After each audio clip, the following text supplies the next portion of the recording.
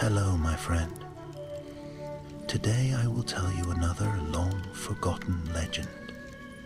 Close your eyes and let the magic transport you to Middle-earth. Our journey begins.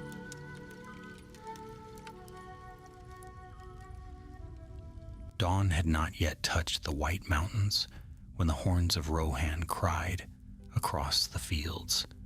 Their echoes rolled like thunder over the windswept grass, waking the land to war. Freelwine, youngest rider of his father's household, tightened his grip upon the reins as the host swept forward. Beneath him his horse breathed clouds of steam into the chill morning, eager for the charge that would soon shatter the stillness of the Pelennor. Far ahead rose Minas Tirith, its white walls dim beneath a shroud of smoke drifting from the east. Freelwine felt the weight of that sight settle in his chest. He had seen battles before, skirmishes against raiders and wandering orcs, but never the mustered wrath of Mordor. Even from a distance he could feel the darkness pressing outward, a heaviness in the air that tasted of burning iron. The horns sounded again, stern, bright, unyielding, and King Theoden's voice carried over the ranks like a blade drawn free. In that moment the host surged, thousands of hooves striking the earth as one, the world blurred, wind whipping through Freelwine's hair, the rhythmic thunder of the charge, the wild beat of his own heart matching the pulse of battle. Their war cry rose fierce and proud, tearing through the gloom, but the charge was chaos as well as glory.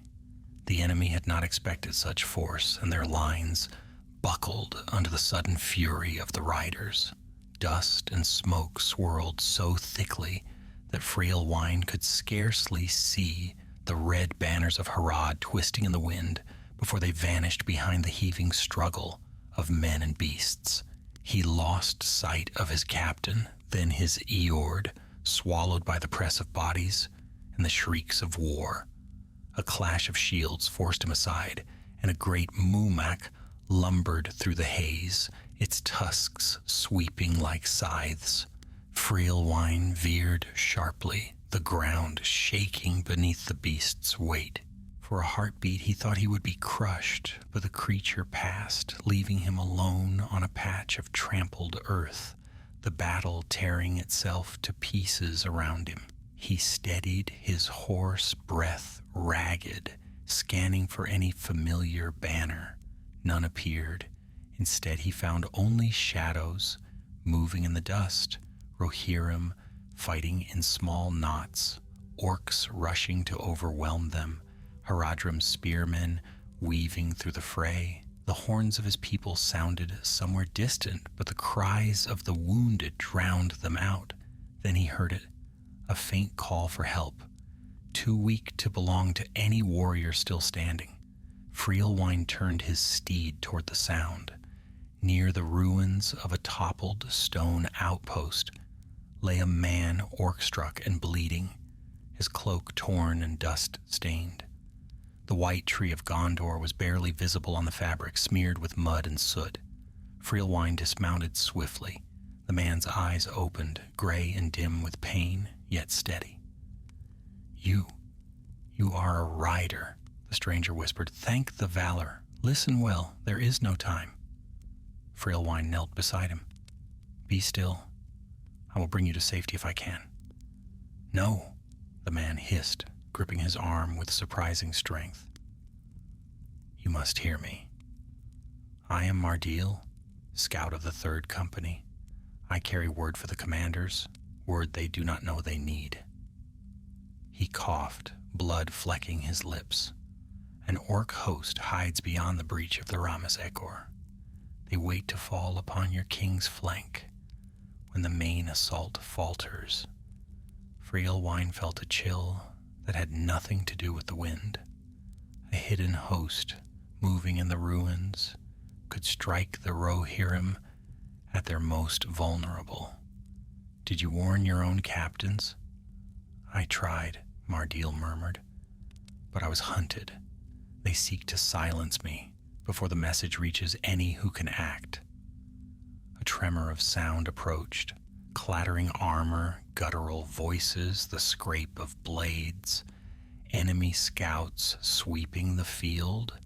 Freelwine tightened his grip on his sword. Then we must move, or both our messages die here. He pulled Mardil up, supporting his weight as best he could. The Gondorian leaned heavily upon him, but his determination burned through the pain. Together they slipped behind a fragment of fallen wall as shadows approached, harsh voices cutting through the smoke. Freelwine glanced at the wounded man. The charge of the Rohirrim thundered somewhere far away now, as if across a great distance. Here, in the broken quiet of the ruins, the battle felt narrower, sharper, every moment edged with danger. The young rider knew he had stumbled into a thread of the war that few would ever see, yet its weight could shift the fate of all who fought on the field. He set his jaw and whispered, "We will reach the king, one way or another." And as the first orc crept into sight, blade drawn and eyes glinting, Freelwine prepared to defend the fragile spark of hope he had found in the smoke of the Pelennor. Steel glimmered dull and cruel in the drifting smoke as the first orc prowled into the ruin. Its hunched form moved with a wolfish gait, sniffing the air, seeking the scent of wounded prey. Freelwine pressed Mardil gently against the broken wall and rose with silent care, sword ready. The rider's breath slowed, steady as a winter river. He waited until the orc stepped past the rim of the shattered stone, then struck. The blade flashed. The creature gave a choked snarl and collapsed without a cry, but its fall scraped loudly across the rubble. More shadows shifted beyond the archway. The riders of Rohan were swift, but orcs were relentless when they caught a trail. Freelwine pulled his sword free and whispered, "Stay low," before stepping forward to meet the next foe. Two more orcs entered, one bearing a crooked spear, the other dragging a rusted cleaver. They fanned out, snarling, blades raised. Freelwine circled back, drawing them away from Mardil. He feinted left, then darted right, and the spear thrust, whistled past him. He slashed across its wielder's arm, sending it reeling, and turned to parry the heavy stroke of the cleaver. The force jarred his arm, but he held firm and riposted, driving the creature back. The spear-bearer lunged again. This time Freelwine stepped within its reach and delivered a swift cut that sent the orc crashing to the stones. He whirled just in time to meet the cleaver once more. The two blades locked, the orc snarling in his face. Freelwine pushed off, twisted, and struck a final blow that ended the struggle. Silence returned, thin, uneasy. No horn sounded near enough to promise aid. Only the murmur of battle rolled distantly, like thunder behind a far range of hills. Freelwine wiped his sword on a fallen cloak and sheathed it, then returned to Mardil's side. The scout steadied himself, though his face was pale. "If they sent hunters after me," he said softly, "others will follow. Then we do not linger," Freelwine replied. "Can you ride?" Mardil nodded once, though his jaw tightened with pain. Freelwine helped him to the waiting horse. The beast stamped anxiously, but allowed the wounded man to mount with care. Freelwine took the reins and guided them away from the ruin, weaving through a maze of fallen stones and splintered timber. The wind shifted, carrying with it the harsh cries of Haradrim riders sweeping across the field. Their scarlet banners flickered like tongues of flame amid the smoke. Freelwine urged the horse into a slow canter, keeping low to avoid drawing their notice. They moved along the outer edge of the battle, skirting broken siege towers and heaps of shattered shields. Mardil clung to the saddle, his voice low. The breach in the Ramas lies eastward. If the enemy marches from there, they will strike the flank of your king's charge. Theoden's riders will be caught between two storms. Freelwine's heart tightened.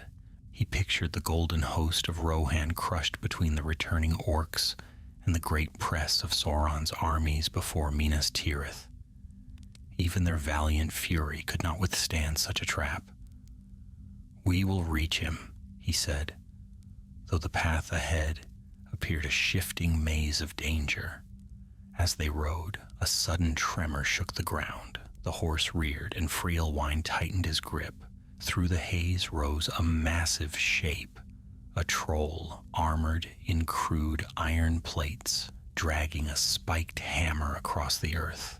Its small eyes glittered with malice as it lumbered toward a knot of Gondorian soldiers trapped beside an overturned siege cart. "We cannot go around," Mardil said through clenched teeth. "The field will close behind us if we delay." Freelwine hesitated only a heartbeat before steering his horse toward the trapped men. The troll raised its hammer to crush them, but Freelwine shouted, lifting his blade high. "Rohan! Rohan!"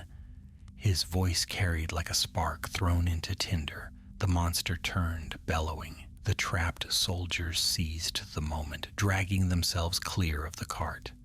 Freelwine charged straight at the troll, angling his horse to one side at the last instant.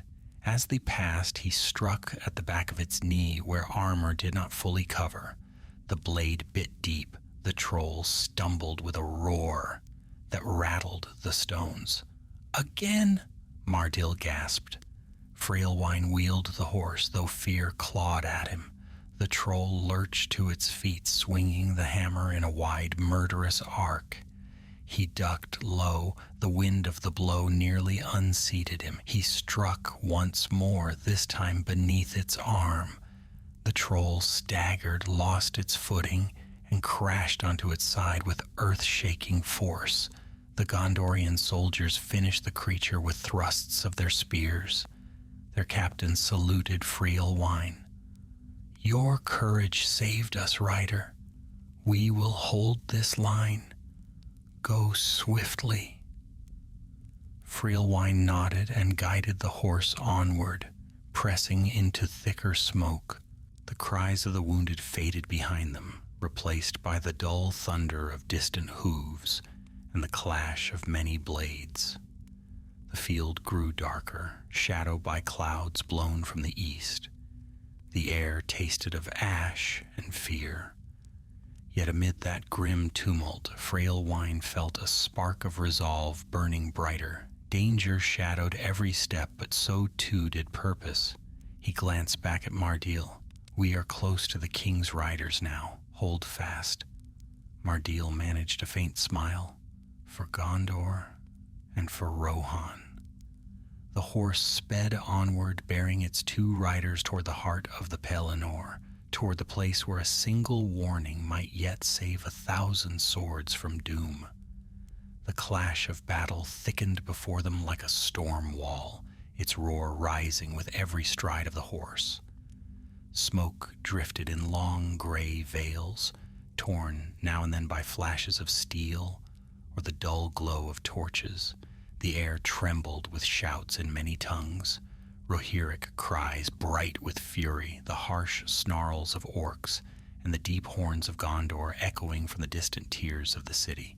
The Pelennor had become a vast, shifting maze, where friend and foe blurred together beneath the shadow of war. Freelwine urged the horse onward, seeking the banners of the mark. Mardil leaned heavily behind him, breath labored yet steady, his gaze fixed eastward as if he could still see the hidden threat gathering beyond the broken Ramas. Every moment mattered. Every heartbeat brought the concealed host closer to their strike. In the haze ahead flickered a faint glimmer of gold.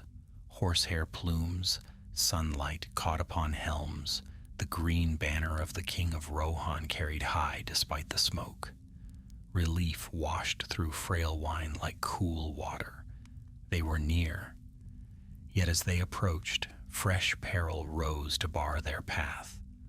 A band of Haradrim riders swept out from the swirling dust, their curved blades raised, their crimson cloaks snapping like fire tongues. Their leader, a tall warrior with a helm shaped like a serpent's head, spurred forward and pointed his spear toward Frailwine. With a fierce cry, his outriders broke formation and charged. Frailwine's horse trembled beneath him, ears flattening. "Hold tight," he murmured to Mardil and lowered his body against the horse's neck. The beast leapt as he kicked its flanks, racing toward a narrow gap between broken wagons. The Haradrim surged after them, swift and deadly. An arrow hissed past Frailwine's head. Another struck the ground before the horse's hooves. He turned sharply, weaving through scattered debris, shields, splintered beams, fallen spears. The serpent-helmed leader shouted orders, and the riders split into two flanking groups, their movements swift as hunting falcons. "They mean to pen us in," Mardil warned, his voice strained. Frailwine's eyes darted across the field. To their right yawned a shallow ravine where an old watercourse had carved a channel through the earth. If they could reach its shelter, even briefly, it might break the riders' formation. He guided the horse toward it, but the Haradrim saw the shift and spurred faster. Frailwine drew his sword. "We cannot outrun them," he said. "We must break through." The ravine lay only a dozen breaths ahead. The leading Haradrim rider closed in, spear couched to strike. Frailwine waited, muscles coiled, then swerved at the last moment. The spear tip grazed his arm but failed to find its mark.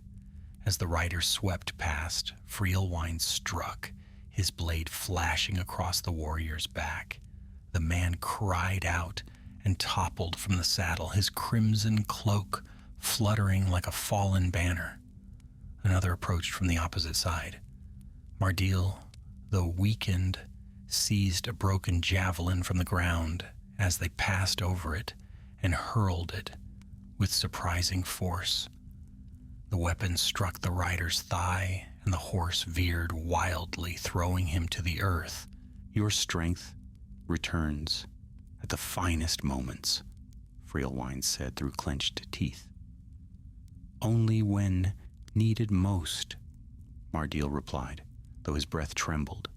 They reached the ravine's edge just as the serpent-helmed leader bore down upon them. His spear gleamed, long and cruel, perfectly poised for the killing thrust. Frailwine made a desperate decision. Instead of fleeing from the rider, he turned directly toward him, meeting the charge head-on. The leader, startled, shifted his aim too late. Frailwine leaned to one side, letting the spear glide past him, and struck at the man's wrist. The spear clattered away.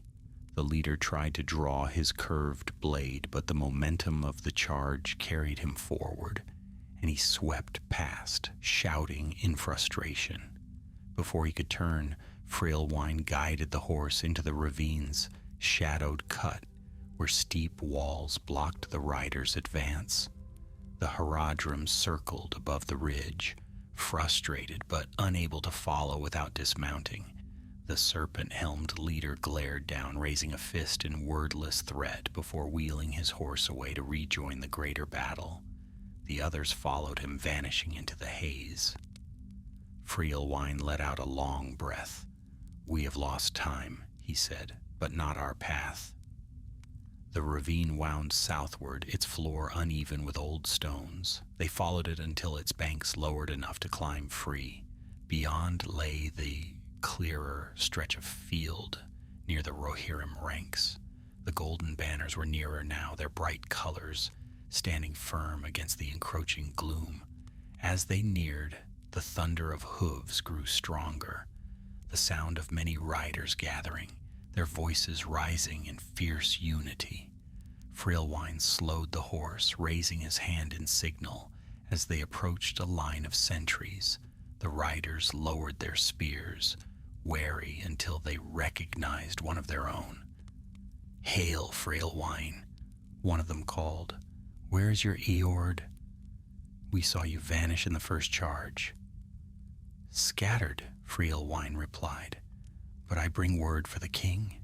This man carries knowledge that may save us all." The sentries exchanged glances, then one gestured urgently. "Ride. Theoden gathers the royal guard. You must reach him before the next assault." They sped toward the heart of the Rohirrim host. There, amidst a circle of mounted captains, stood King Theoden himself, golden shield bright even under the heavy sky, his presence steady as an ancient oak, snowmane stamped beneath him, eager for the next command. Freelwine halted and dismounted at once, helping Mardil to the ground. The wounded scout bowed as best he could. "My lord," he said, "there is a danger hidden beyond the Ramas. An orc host gathers unseen, waiting to strike your flank when your riders are spent." Theoden's eyes sharpened. "A hidden host? None spoke of such force." "They were not meant to be seen, sire," Mardil continued, "but they march even now." Freelwine bowed his head. "We crossed the field under pursuit to bring this warning." For a long moment Theoden was silent. The wind tugged at his cloak, carrying with it the smell of smoke and battle. Then he nodded once, firm and resolute. "Your courage is timely. A blow unseen is the deadliest of all. I will send a reserve to meet it. You have done a service worthy of song." Freelwine felt a weight lift from his heart, though the war still raged. Mardil swayed, exhaustion claiming him, and Freelwine caught his arm. "Rest, both of you," the king said. "The battle is far from won, but hope yet lives." And as the horns of Rohan sounded anew, their clear voices rising above the tumult, Freelwine knew they had turned the tide of a doom that might otherwise have fallen unseen upon them all. The horns of the Rohirrim rang out once more, bright and fierce, carrying over the battlefield like the call of some ancient spirit, awakened to war. Their echoes rolled through the smoke-veiled air as Theoden's captains hastened to carry out his commands. Riders formed swiftly beneath the king's banner, a reserve force of seasoned warriors whose horses pawed the ground, eager for the charge that would meet the threat hidden beyond the broken wall of the Ramas. Freelwine watched them gather with a tremor of awe. The king's presence held a steadiness that defied the shadow, pressing from the east as though hope itself rode at his side. Yet amid that rising energy, he felt his strength ebb.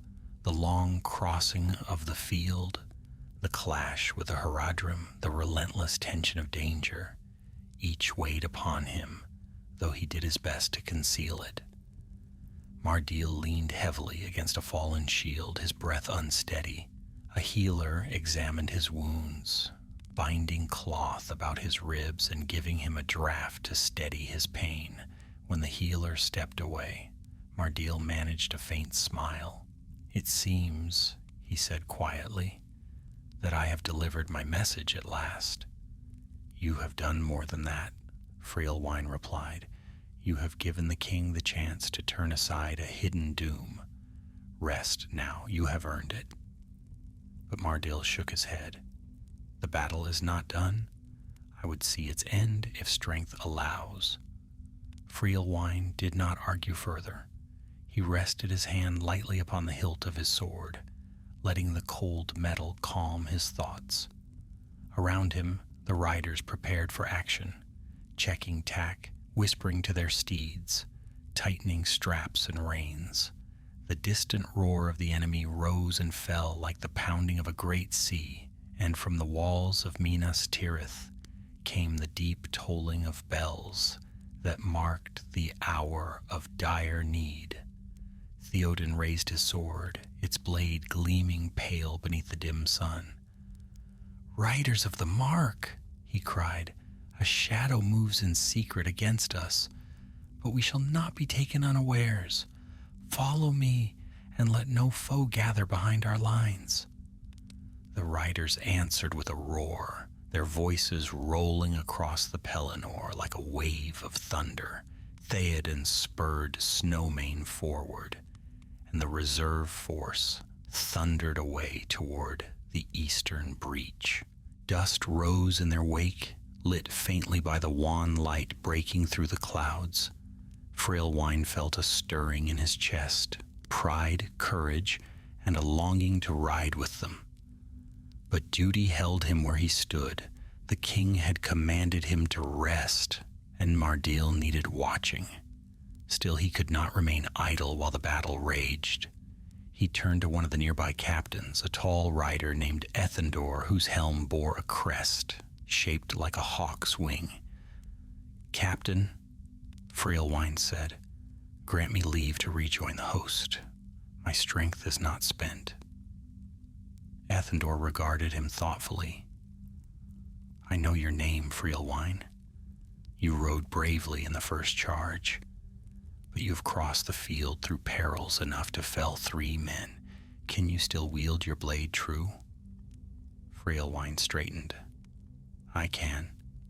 The captain studied him a moment longer, then nodded. "Very well. Mount and rejoin my line. We hold the king's rear flank against any who break through." Gratitude surged through Frailwine. He clasped Mardil's forearm. "Stay with the healers. When this is over, we will see the White City standing together." Mardil smiled faintly. "Go, rider. Serve your king well." Frailwine mounted swiftly, settling into the saddle of a spare horse brought forward for him. The beast snorted as though sensing the storm that still lay ahead. He guided it toward Ethendor's line, where a wedge of riders formed a tight defensive rank, ready to move at a moment's call. The captain raised his spear. "Forward, keep your eyes keen. We must hold this ground until the king returns." They advanced at a steady trot, moving along the path Theoden had taken. Smoke pressed thicker here, curling in heavy strands that made the air taste of ash. The ground trembled with distant impacts, siege stones still hurled by the enemy's great engines. Now and then a flash of flame lit the haze, followed by the shrieks of orcs caught in the fires they themselves had kindled. Frailwine kept close to the captain, scanning the field. Beneath the drifting smoke, shapes moved, some friendly, some foul. The clash of steel drifted from many directions, and the wind carried the distant rumble of Mumakil, still battling farther south. Yet the eastern quarter of the field felt strangely subdued, as if awaiting the arrival of something vast. Then came the cry of a horn, not of Rohan, but a low, harsh blare that crawled across the air like the croak of some monstrous bird. Ethendor stiffened. That is no call of men. The riders halted. Out of the haze rose the first dark forms. Orc banners marked with crude symbols, flapping raggedly in the foul wind. Behind them surged a host of orcs, marching in grim silence, their ranks unnervingly orderly. At their center strode a tall figure clad in blackened mail, helm wrought in the shape of a snarling beast. Frailwine felt the hairs on his neck rise. "The hidden host," he whispered. Ethendor lowered his spear into attack position. "Then we shall be the first to meet them." The orc host advanced with deliberate precision, a sharp contrast to the usual frenzied swarm. These were war-trained, disciplined, chosen for this very strike. Their leader raised a jagged blade and pointed it toward the riders, uttering a cry that split the air. At once, the orcs broke into a swift charge. "Shields forward," Ethendor commanded. "Brace!" The riders formed a tight wall of shields and spears. The orcs collided with them in a crash of iron and flesh, and the line shuddered under the impact. Freelwine thrust his sword into the first creature that pressed against him, then yanked it free to block another blow. The air filled with the sharp ring of steel and the snarling cries of the enemy. A massive orc, broad-shouldered and armored in heavy iron plates, forced its way toward him. Its blows fell with terrible strength. Freelwine parried once, twice, the shock of each strike jarring up his arm. A third blow nearly tore his sword from his grasp, but he pivoted, letting the force sweep past him, and drove his blade beneath the creature's arm where the armor split. The orc fell with a guttural roar. "Hold the line!" Ethendor shouted over the din. "Do not let them break through." But the orcs pressed harder, more of them pouring through the smoke, as if from a well of darkness. Freelwine fought with growing desperation, sweat stinging his eyes, his breath ragged. The ground became slick beneath the hooves of the horses, the air thick with heat and the smell of blood. Yet the riders did not falter. Their formation held, each man fighting for the one beside him. Ethendor's spear flashed like lightning, striking down foe after foe. Still, Freelwine sensed that their effort alone could not halt the entire host. They were outnumbered, and the shadow behind the orc ranks seemed endless. Then, faint at first, but growing swiftly, came another sound, a distant rising thunder. Hoofbeats, the swift beat of many horses gathering speed. Freelwine turned his head toward the east. Through the smoke emerged a golden glimmer, the king's reserve, riding back from the breach with Theoden at their head, his sword raised high. Hope surged like fire. Ethendor cried, "The king returns. Hold fast, riders, hold."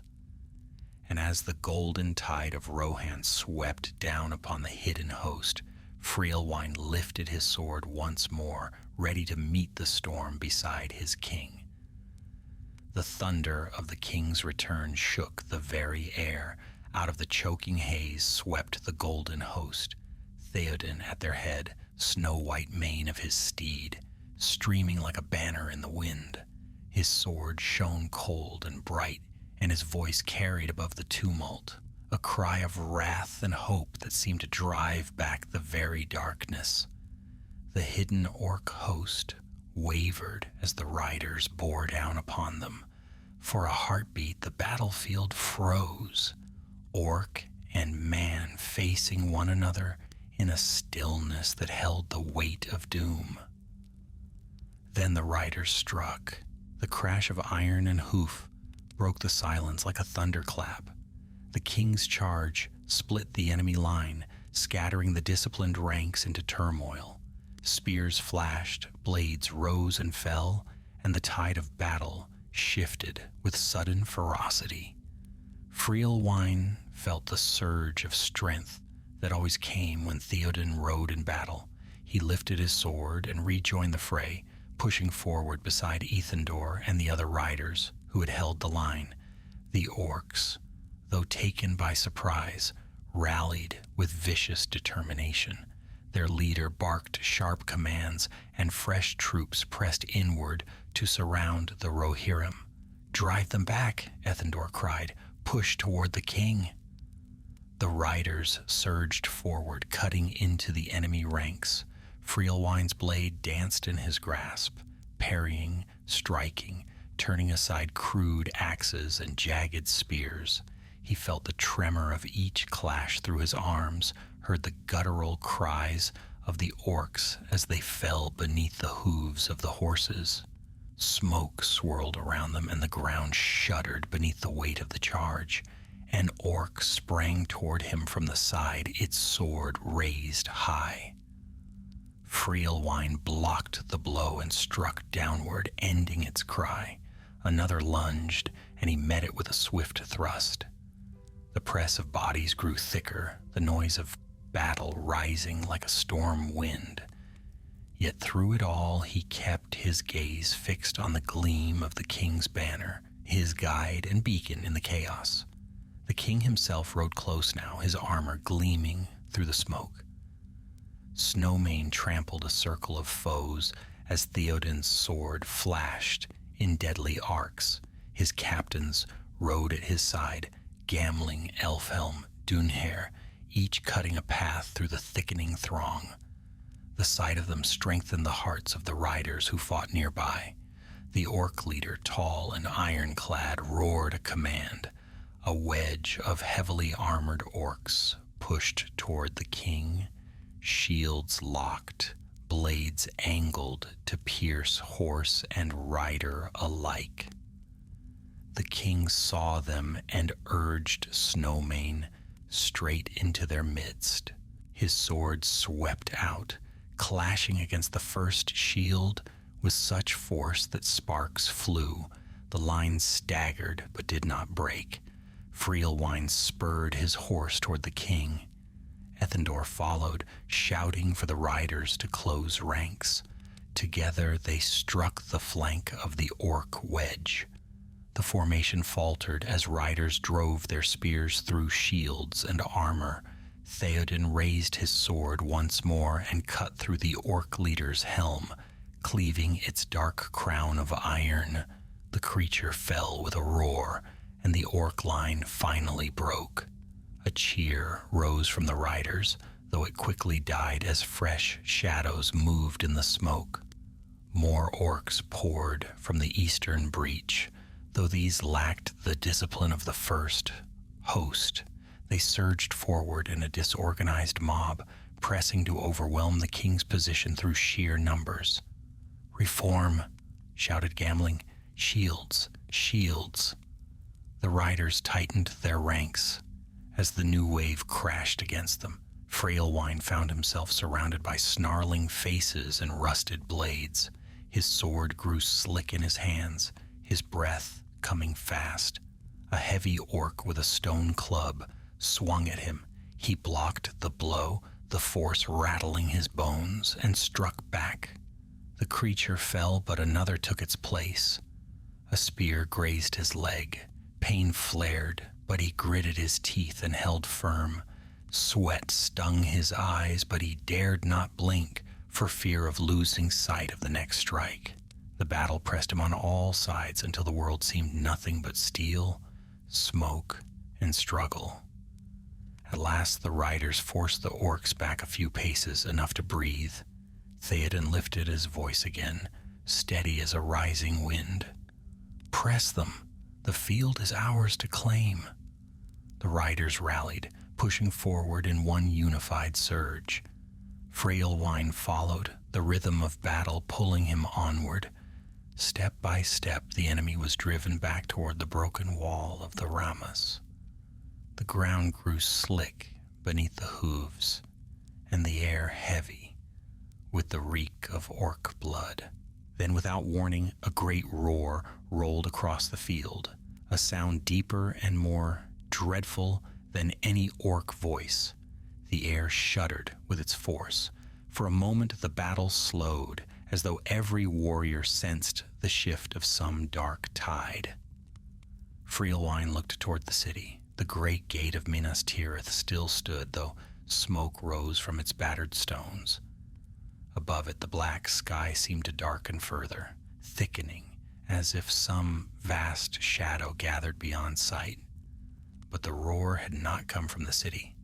From the south rose the trumpeting of a mumak, then another, then many.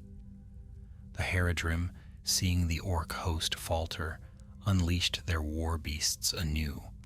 Towering shapes moved through the smoke, tusks sweeping, banners flaring crimson. Their riders cried out in fierce voices, urging the massive beasts toward the Rohirrim. The king turned, his jaw set. "Riders, prepare for the beasts!" The Mumakil broke from the haze, charging across the plain with thunderous strides. Freelwine's horse trembled beneath him, but he held firm, gripping the reins tightly. The ground quaked with each step of the monstrous creatures, and the air filled with their bellowing calls. "Stay close," Ethendor shouted. "Do not let them break our ranks." The Mumakil stormed forward, scattering friend and foe alike. The first crashed through a knot of orcs, crushing them beneath its massive feet. A Haradrim archer atop its howdah loosed arrows into the Rohirrim ranks. One struck a rider near Freelwine, and the man fell from his saddle. Freelwine urged his horse aside as a second Mumak charged past, its tusks sweeping. The beast's bulk loomed like a moving cliff. Riders scattered to avoid its path, some narrowly escaping its crushing feet. A voice rose above the chaos, Theoden, calling for the riders to strike at the legs to break the charge. Obedient to his command, several knights spurred forward, driving their spears toward the Mumak's vulnerable underside. Their bravery slowed the beast, but did not stop it. Freelwine saw a chance. As the beast staggered, he rode in close, ducking beneath a swaying tusk.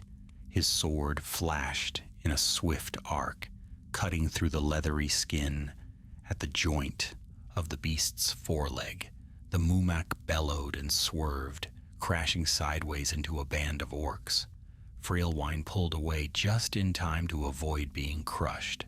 The riders pressed their attack. Slowly, through danger and loss, they forced the Mumakil back toward the southern field.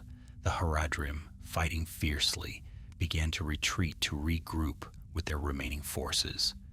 At last, a clear space opened at the heart of the battle. Theoden raised his sword, surveying the field with sharp eyes. The hidden host had been scattered, the Mumakil driven back, and the riders held the ground they had fought so hard to claim. Yet even as hope stirred in Freelwine's chest, a new chill crept into the air, a darkness deeper than smoke, colder than shadow. From the east, across the trampled grass of the Pelennor, came the sound of wings. Not eagle wings, nor the wings of any living creature born of daylight. It was a slow, heavy beat, like the stirring of vast, leathery sails. A cry followed it, a cry of despair, sharp as iron driven through the heart. Freelwine felt the blood drain from his face. The shriek tore across the sky like a blade of ice. Every rider felt it in his bones. Every horse quailed beneath the weight of that sound. The Mumakil roared and stamped, Haradrim clinging to their howdahs in terror. Even the orcs faltered, glancing upward with something close to dread. A second cry followed the first, deeper and more dreadful. Freelwine pressed his hand to his horse's neck, whispering soft words to calm the trembling beast. His heart thudded painfully, for he knew well what approached. Through the drifting smoke, dark shapes circled downward. Winged shadows glided upon the wind. Fell beasts, vast and terrible, bearing the ring wraiths upon their backs. Their leathery wings beat with slow, monstrous strokes, stirring the smoke into spiraling patterns. The sun, faint already beneath the gloom of Mordor, seemed to shrink from their presence.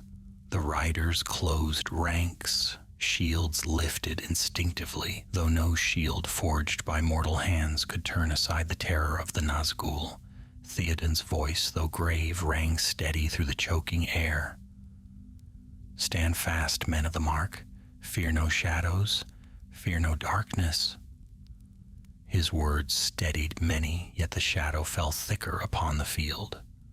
One of the fell beasts swooped low, its vast wings stirring a whirlwind of dust. Its talons tore up clods of earth as it passed overhead, and the reek of death followed in its wake. The Witch King himself led them, a black crown gleaming faint beneath his dark hood. His mace hung at his side, cold light glinting upon its cruel spikes. The crown turned toward the Rohirrim, and a voice like the echo of an ancient tomb filled the air. Flee, flee for your lives, men of the West. The hour of your doom is come. Frielwine felt the chill seep into his heart, draining strength from his limbs. His horse quivered and nearly buckled. Around him other steeds reared or faltered, their riders fighting to calm them. The very grass seemed to wither where the shadow passed. Yet Theoden did not yield. He lifted his sword, Snowmane stamping defiantly beneath him. The king's horn sounded again, thin at first, then growing stronger as the riders lifted their voices to echo it. A fragile courage pushed back the terror, though only by a narrow thread. "Riders of the king," Theoden cried, "with me! Against this shadow we stand." The fell beasts shrieked again and descended. One darted toward a cluster of riders, talons outstretched. Frielwine spurred forward, blade lifted.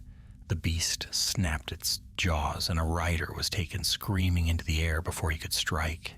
Frielwine gritted his teeth and swung, his sword glancing off one leathery wing. The creature recoiled, screeching, and veered aside. Another fell beast dived toward the king himself. Snowmane reared.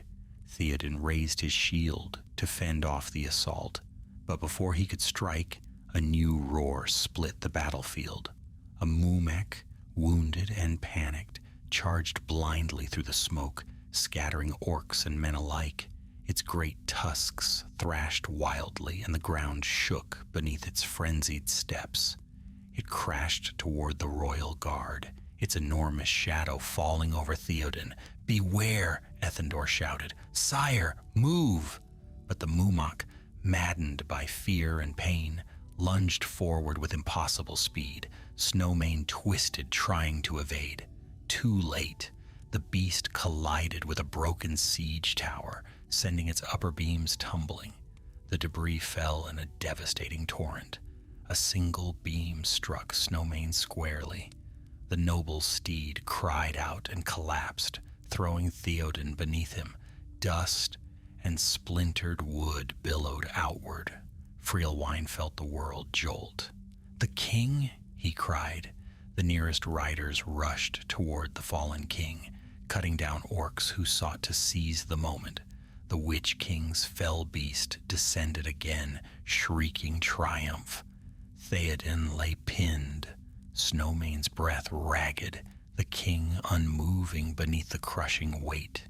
Frielwine fought toward him, hacking a path through the tightening ring of enemies. "Hold the ground," Ethendor commanded, pushing his stallion forward to shield the fallen king. But the ringwraith's presence pressed like a suffocating fog. The Witch King's voice rolled across the field.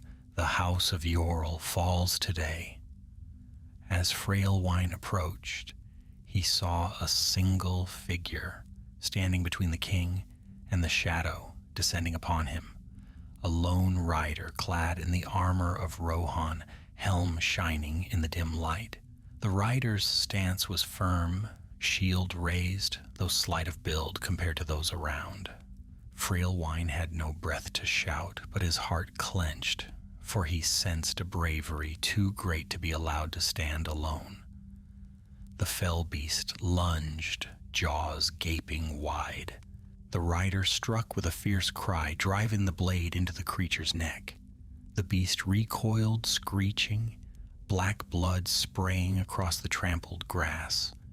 The Witch King turned upon the lone defender with cold wrath.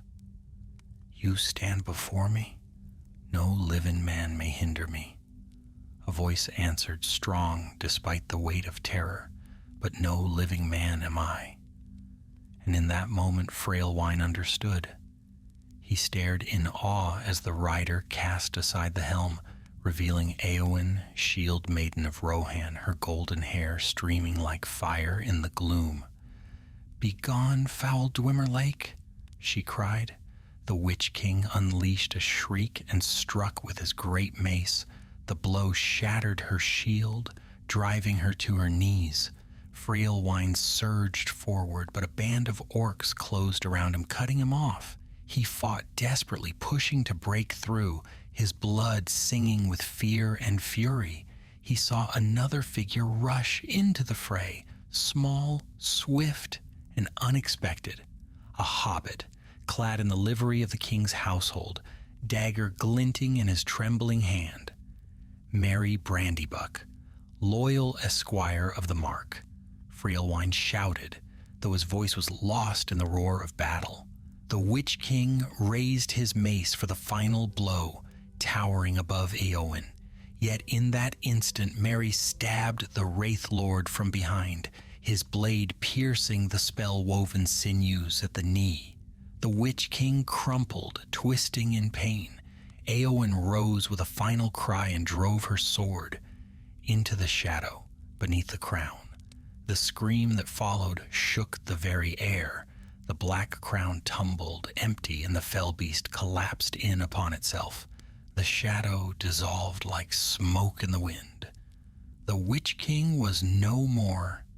The battlefield stilled with sudden wonder and dread. Frailwine, breaking free of the orcs, rushed to the king's side. Theoden breathed still, faintly. Éowyn knelt beside him, her strength fading, while Merry collapsed in pain and exhaustion. Frailwine bowed his head. The doom that had cast its shadow over the field for so long was broken, but its price had been grievous, and the battle was far from over. But for the first time that day, a crack of light pierced the clouded sky, and a fragile hope stirred on the wind. For upon the wind came the shriek of the Nazgul. A stillness fell over the Pelennor, not the peace of dawn, nor the quiet of night, but the stunned breath drawn after a mighty blow. The fall of the Witch King sent a shudder through both armies. Orcs stumbled in confusion, their snarls faltering. Even the Mumakil hesitated, stamping nervously as if sensing some great tide had turned against them. The riders of Rohan stared toward the broken silhouette of the fell beast, awe and disbelief etched upon their faces. Frailwine knelt beside his fallen king. Theoden's breath was shallow, yet his eyes opened at the touch of a familiar hand. Pain shadowed them, but a quiet pride lingered still. "My king," Frailwine whispered. Theoden's gaze drifted past him toward Éowyn, who lay weakened upon the grass. A shield maiden?" he murmured. "And braver than many men." Frailwine bowed his head. "She fought as the legends speak, my lord." A faint smile touched the king's lips. "Tell my people, I fell with honor." His eyes lifted to the sky. "And look, light breaks through the shadow." A thin blade of sunlight pierced the thick clouds, casting a pale glow upon the king's face.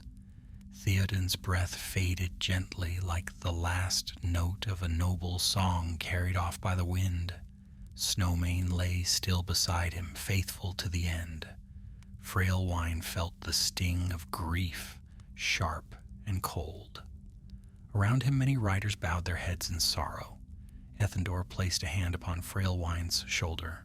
The king rode as few ever shall. Let his passing be honored. But though grief weighed heavily, the battle raged still. Orc horns blared anew. The Haradrim cried vengeance. Dark shapes moved along the southern field, gathering strength for another assault. The fall of the Witch King had shaken them, but the armies of Mordor did not break so easily. Frailwine stood, wiping blood from his blade. "We cannot let the enemy regain their courage. he said. "If we falter now, the king's sacrifice is for nothing." Ethandor nodded grimly.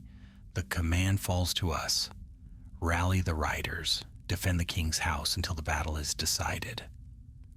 The riders of the mark lifted their spears, forming a protective ring around Theoden's resting place. Others gathered close, ready to follow the next call to arms. The wind stirred their banners, sweeping across the trampled grass like a whisper of distant plains. Freelwine glanced toward Éowyn and Merry. The healers had reached them, lifting both with care. Éowyn was pale as moonlit stone, her strength spent by the terror she had faced and conquered. Merry trembled, clutching his injured arm, yet his eyes burned with sorrow for Theoden and fear for his lady. "See them safe," Freelwine urged the healers. "Keep them from the press of battle." The healers nodded and carried the wounded toward a small shelter of wagons. Freelwine watched until they faded behind the haze.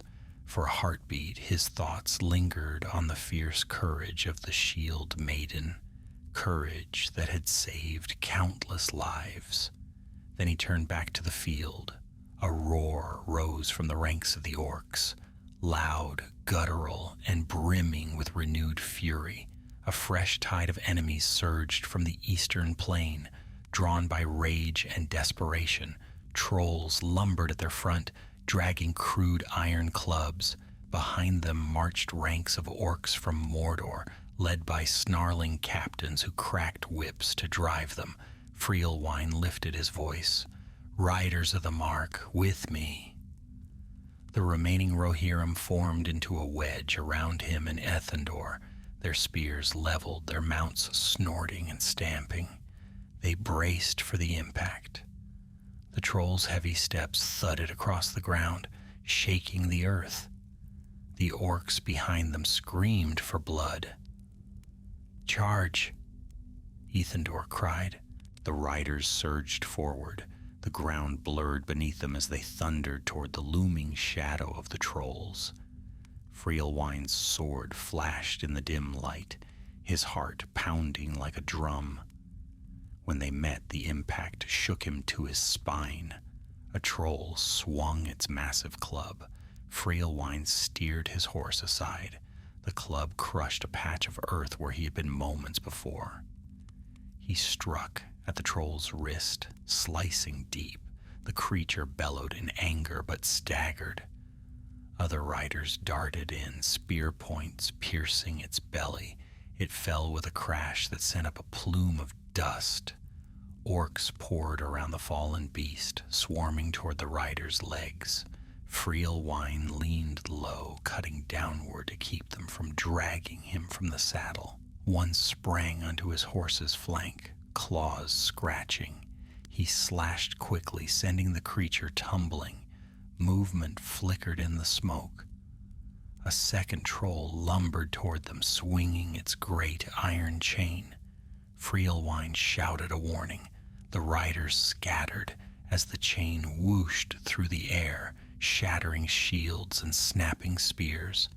Ethandor rode close to the beast, flinging a spear that buried itself deep beneath its jaw. The troll roared and stumbled but did not fall.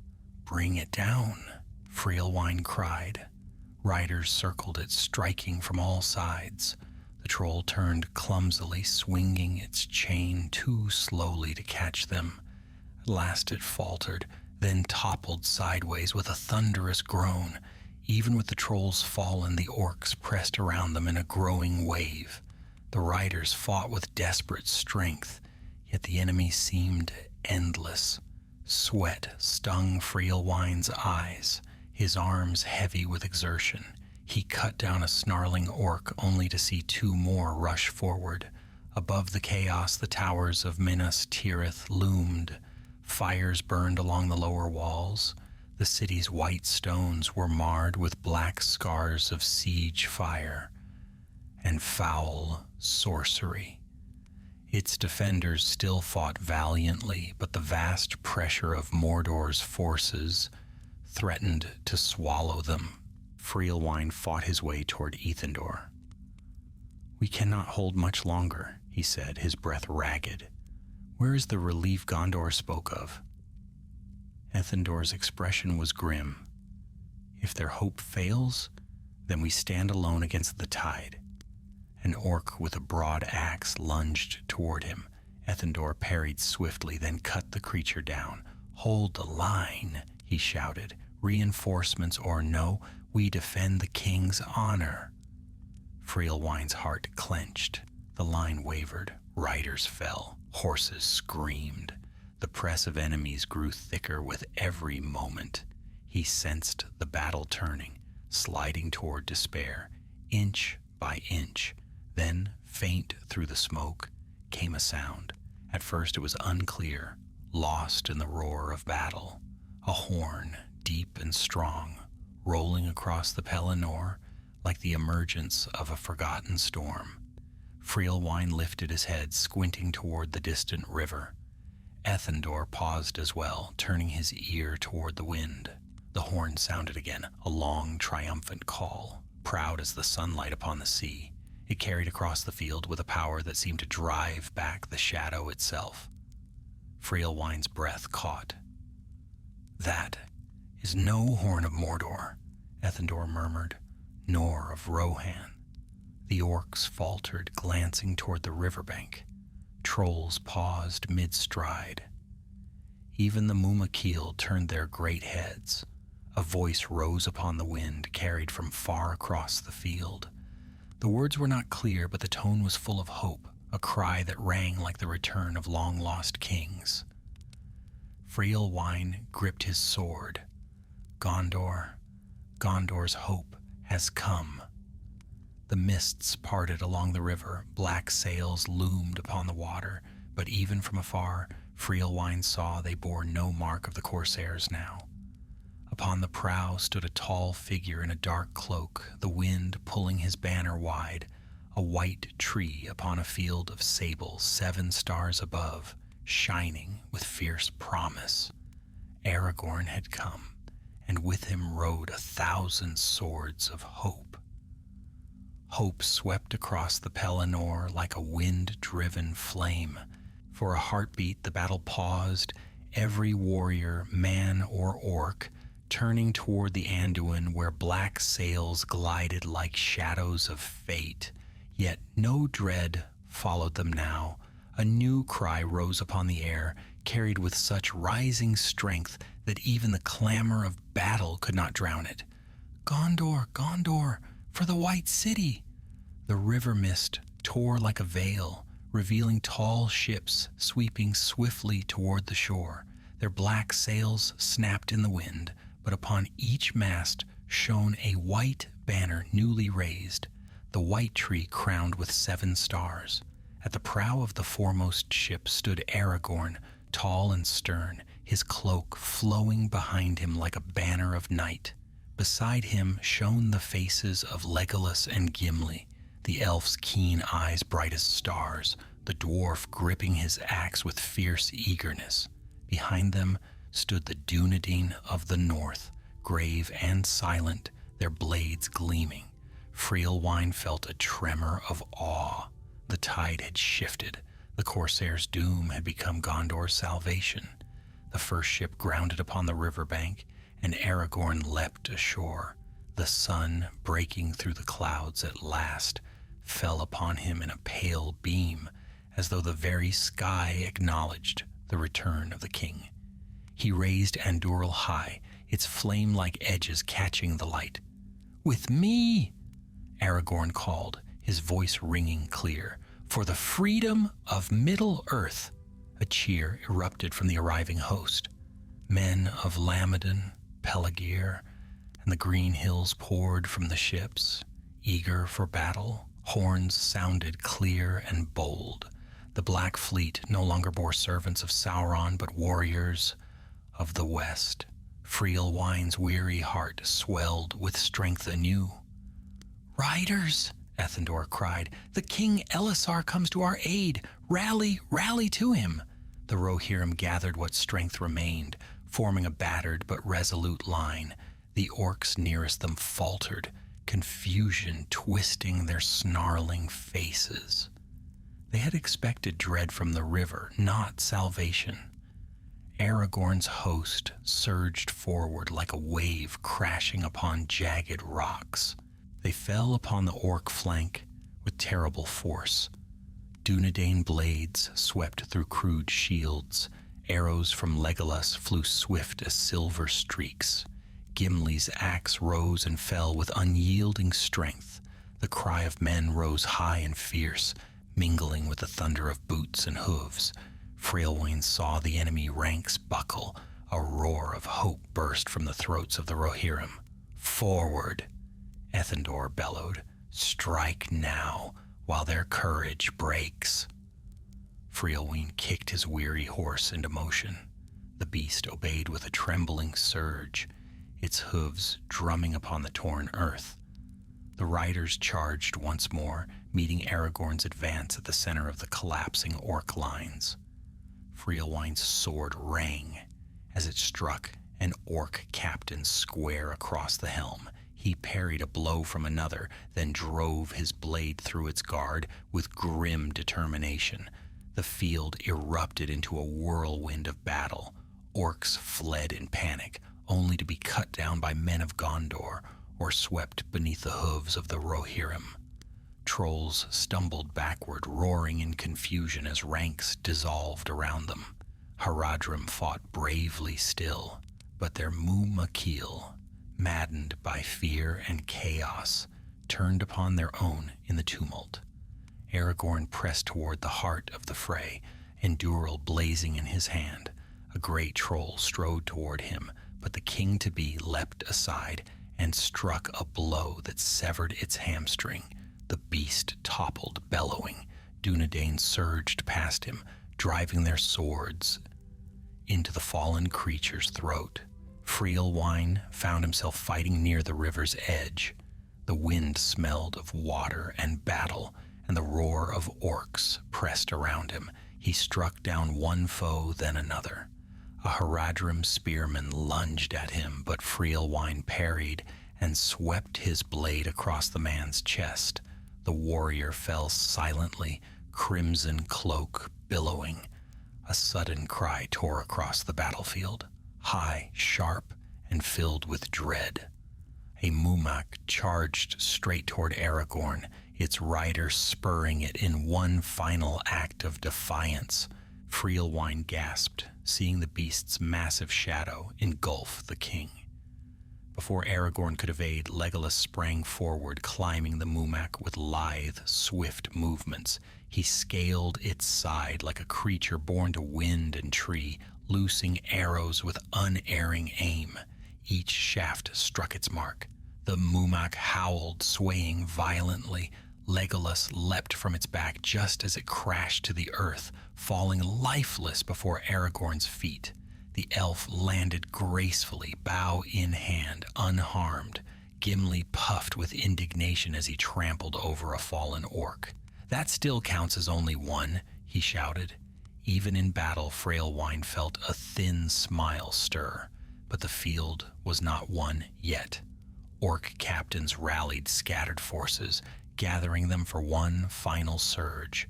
A black banner was raised among them, bearing the eye of Sauron. The sight of it sent a ripple of dread through the field. "They fight still," Ethandor growled. "The shadow clings hard." Aragorn raised Anduril high, his voice cutting through the noise. "Men of Gondor, sons of the Mark, stand with me." Freilwain felt the pull of those words. He rode toward the king's line, joining Ethandor and many others who gathered for the final clash. The orcs charged with renewed fury, desperation lending them strength. Their blows fell like rain upon shields and armor. Freilwain parried a strike, then another. His arms trembled with exhaustion, his sword arm heavy. Yet he pushed forward, driven by a fire that would not yield. He glimpsed Aragorn ahead, cutting a path through the thickest foes, his presence like a storm wind that drove back the dark. Slowly, step by step, the tide changed. The orcs' cries shifted from fury to fear. The black banner wavered, then fell as its bearer collapsed.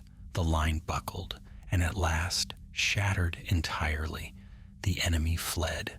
Some were cut down as they ran, others fled toward the ruins of Osgiliath, vanishing into the smoke. The Mumakil, leaderless and terrified, stampeded southward, leaving chaos in their wake. The field trembled beneath their retreat. Silence settled slowly, broken only by the cries of the wounded and the sigh of wind through trampled grass. The battle was over. Freelwine drew a trembling breath, lowering his sword. His horse bowed its head, sides heaving. He stroked its mane gently. "Rest now. You've carried me through fire." Ethandor approached, spattered with dust and blood. "The day is ours," he said softly, "though dearly paid." Freelwine nodded. His gaze drifted across the field, where sunlight now pierced the clouds fully, casting the Pelennor in pale gold. The bodies of orcs lay strewn like ashes before the walls of Minas Tirith. Fallen riders and soldiers lay among them, still as stone. The white city, though battered, still stood proud upon its mountain. Aragorn strode toward them, wiping Andúril clean upon a torn banner. His face was grave, yet hope shone in his eyes. "Riders of Rohan," he said, his voice strong, "your valor has saved this day." Freelwine bowed his head, grief and pride mingling in his heart. "We rode for our king," he murmured, "and for the freedom of all." Aragorn placed a hand upon Freelwine's shoulder. "And your deeds shall not be forgotten." The wind shifted, carrying with it the faint scent of spring beyond the smoke of war. The shadow over the Pelennor was broken, the day was won.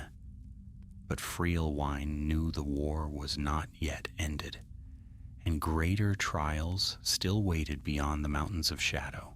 The wind swept softly over the Pelennor now, carrying with it the scent of turned earth, trampled grass, and distant blossoms from the fields beyond the river. The sun, at last breaking free of Mordor's choking clouds, cast long rays upon the battlefield, illuminating the fallen and the living alike with equal grace. Though victory lay in their hands, the field bore witness to the heavy price paid in blood and valor. Freelwine slid from his weary horse, his legs nearly giving way beneath him. The ground trembled faintly from the retreating Mumakil in the distant south, their thunder fading like the end of a storm. He leaned against his saddle, drawing slow breaths as the weight of exhaustion finally settled upon him. His muscles burned, his armor was dented, his sword's edge was notched from countless strikes, yet he still lived, and so did many who had fought beside him. Ethandor approached, his cloak ragged and torn. Blood streaked his cheek, though the wound seemed minor. His eyes, however, carried the sorrow of many losses. "Freelwine," he said, resting a hand on the young rider's shoulder, "the king's household seeks all survivors of the first charge. They are gathering near where Theoden fell." Freelwine swallowed hard. "Then we must go." He bridled his horse gently and set off beside the captain. They passed between broken siege engines, crushed shields, and bodies of the fallen, rider and orc alike. Crows wheeled in the sky, though none dared descend while so many warriors still walked the field. Far off, the healers tended the wounded. Cries of pain mingled with murmurs of comfort as men bound wounds or sought friends amid the wreckage. Rohirrim knelt beside fallen horses, stroking their manes one final time. Gondorian soldiers searched for kin, calling familiar names in voices rough with dust and fear. The field spoke with 1,000 quiet griefs. At last they came upon the place where Snowmane lay. The great steed's white body shimmered faintly beneath the sunlight, serene even in death. Around him stood a circle of riders, their heads bowed in reverence. Theoden King's body had been raised and placed upon a bier fashioned from shields and spears. A golden cloak draped his form, his sword lay upon his breast, his hands folded around its hilt. A hush lingered in the air, as though the very wind honored his passing. Freylwine stepped forward, his heart tightening. "Farewell, my king," he whispered, kneeling beside the bier. "You led us with courage, and you fell with honor." Others murmured similar words. A solemn chant rose softly among the riders. A funeral lay of the mark, ancient and sorrowful, its melody drawn from the deep wells of their people. It spoke of green fields, of horses running beneath open skies, of kings long gone and the unbroken line of their remembrance. Voices wove together in steady harmony, a tribute fitting for the man who had led them through fire. When the chant ended, a tall rider stepped forward, gambling, grim, yet composed. "His body shall be borne to the city," he said, "for he fell defending it, and Gondor honors such valor. Later he shall return to the mark, to be laid among his fathers." Freylwine lowered his head. "Would that he had seen this day's end," he murmured. "Yet he saw its turning," Ethendor replied, "and that is no small thing." As the bier was lifted, Freylwine noticed a small figure sitting upon a broken shield nearby. Merry Brandybuck, his eyes red-rimmed, clutching his bandaged arm. His hobbit heart bore a weight far too heavy for one of his size. Freylwine approached him gently. "Master Merry," he said softly, "you fought with courage unmatched." Merry looked up, his voice trembling. "I did what I could, but I wish I could have done more. Theoden was kind to me. He called me his esquire. Now he is gone, and Lady Éowyn lies wounded." "She lives," Freylwine assured him. "The healers tend her, and her courage will not falter easily. She has a spirit stronger than many men I have ridden beside." Merry nodded slowly, though sorrow still weighed upon him. Freylwine placed a steadying hand upon the hobbit's shoulder before stepping back. The Rohirrim began to form lines to escort the king's body toward Minas Tirith. Yet before they could depart, horns sounded again, this time from the white city's walls. A company of soldiers clad in silver and sable marched toward them, bearing banners of the White Tree. At their head strode Prince Imrahil of Dol Amroth, his face noble and grave. Seeing the bier, Imrahil bowed deeply. "Theoden King fought with honor," he said, his voice carrying the weight of respect. "Gondor shall remember him. Allow us to aid in bearing him to the city." Gamling nodded. "Your aid is welcome." As the bier was carried away with solemn ceremony, Freylwine felt the shift in purpose upon the field. Victory had been won, but not without grievous cost. And now, from all corners of the Pelennor, leaders gathered to speak of what must come next. Aragorn met them near a shattered siege tower. His face bore the marks of battle, yet his eyes shone with calm resolve. Legolas stood at his side, his keen gaze scanning the skies, while Gimli inspected the ground with gruff satisfaction. "My friends," Aragorn said, "the day is ours, yet the war is not ended. Sauron's power still grows beyond the mountains. He will strike again and harder." Prince Imrahil nodded. "Minas Tirith stands, but its strength is deeply wounded. Supplies run thin, and the wounded are many." Éomer, newly risen from his grief at Éowyn's injury, stepped forward. His face was fierce, yet shadowed by sorrow. "Rohan shall stand with Gondor," he said. "My uncle fell in this battle, but our loyalty does not falter. Aragorn looked toward the black horizon. The eye will turn its full wrath upon us now. We must bring the war to him, to the gates of Mordor, before he gathers an army greater still. A murmur swept the gathered captains. Even warriors seasoned in many campaigns stiffened at the thought. To march upon Mordor seemed akin to walking willingly into the maw of a great beast. Ethandor leaned close to Frielwine. "This counsel is bold," he whispered, "bold and perilous beyond measure." Aragorn continued, his voice steady. "If we march with speed and purpose, we may draw his eye away from Frodo and Samwise. Their quest is our last hope." Frielwine's heart quickened at the mention of the halflings. He had seen only one hobbit upon this field, yet now he realized that others walked paths far darker. A strange hush fell upon the gathering as Aragorn spoke of their secret mission.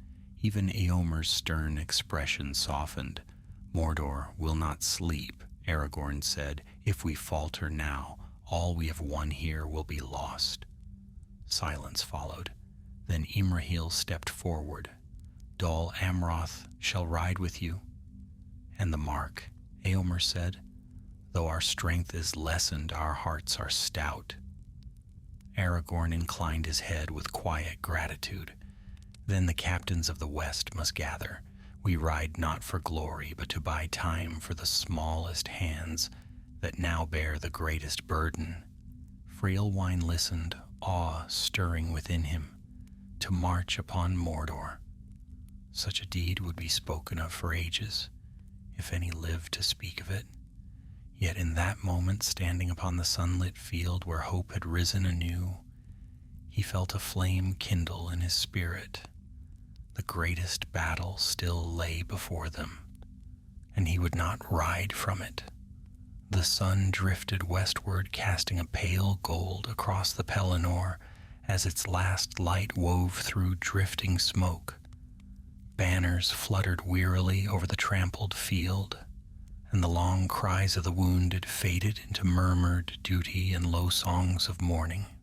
Though victory had been won, the air felt heavy with the weight of deeds yet unfinished. Frielwine stood near the broken wall of the Rammas, gazing across the field where orc bodies lay scattered like spent shadows. Beyond them the white city rose, its wounded stones catching the sun's fading touch. He could almost feel its relief. Minas Tirith still stood, but also its deep fear, knowing the war was not yet ended. Footsteps approached behind him. Ethandor stopped at his side, folding his arms across his chest. "The captain's council will soon convene," he said. "Aragorn calls for every commander who rode this day to hear his plan." Frielwine nodded, though his mind still churned with the thought of marching on Mordor. "Do you think it can be done?" he asked quietly. Ethandor drew in a slow breath. "Victory against the Black Land, not by force of arms, but that is not his aim. Aragorn seeks not conquest, but time." Frielwine turned to him. "Time?" "Aye," Ethandor said. "Time for the small company that now walks the darkest road. Did you not hear Aragorn mention the two halflings? Some deeper plan moves beyond our sight. Whatever burden they bear, all our courage now serves to shield their path." Frielwine bowed his head. "Then we ride to draw Sauron's gaze." "And to give him fear," Ethandor added with a grim smile. "For a cornered wolf watches the hunter. If we stand boldly at his very gate, he may never see the knife at his throat." Before Frielwine could reply, horns sounded softly across the field, summoning captains, healers, and heralds to the broken siege tower where Aragorn now stood. Both men made their way toward the gathering. The sun dipped lower, its light dimming as captains of Gondor and Rohan assembled. Prince Imrahil stood tall, his silver helm bright despite scratches of battle. Eomer came, somber but resolute, his bearing newly tempered by grief. The Dunedain gathered behind Aragorn, forming a silent ring of tall, gray-cloaked figures whose watchful eyes missed nothing. Even Legolas and Gimli joined the outer edge, their presence lending the company a strange but stirring unity. Aragorn stepped forward, Andúril sheathed at his side, though it seemed still to glow faintly, as if hungering for the deeds ahead. "Lords of the West," he began, his voice steady, "we have won a great battle today, but our victory is fragile. The Eye turns toward us with wrath. Its armies still stir, and its power is far from broken." A murmur rippled through the gathered men. "If we wait for Sauron to strike again," Aragorn continued, "he will gather his full strength. Minas Tirith cannot withstand another siege. Rohan cannot ride a second time in such number. The free peoples will fall, one by one." Imrahil lifted his chin. "What then do you propose?" Aragorn surveyed their faces. "We must ride to the Black Gate, not in strength, but in defiance. We must provoke Sauron to attack before he is ready, to draw his eye away from the true path of hope." A heavy silence followed, as though every breath had been drawn but none released.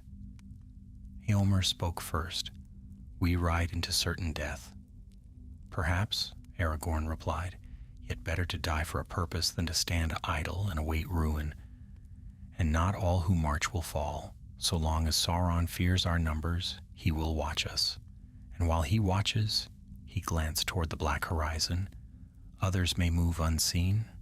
Gimli grunted approvingly. "A bold plan. Suits me well enough." Legolas nodded.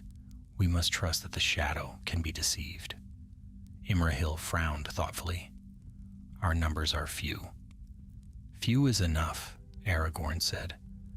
"For we ride not to conquer, but to challenge, to make Sauron think the power of the West rises anew." Frailwine felt a strange stirring within him. Fear mingled with a fierce flicker of hope. Though the task seemed impossible, there was something in Aragorn's words, some fire that made even despair seem like a path one might endure.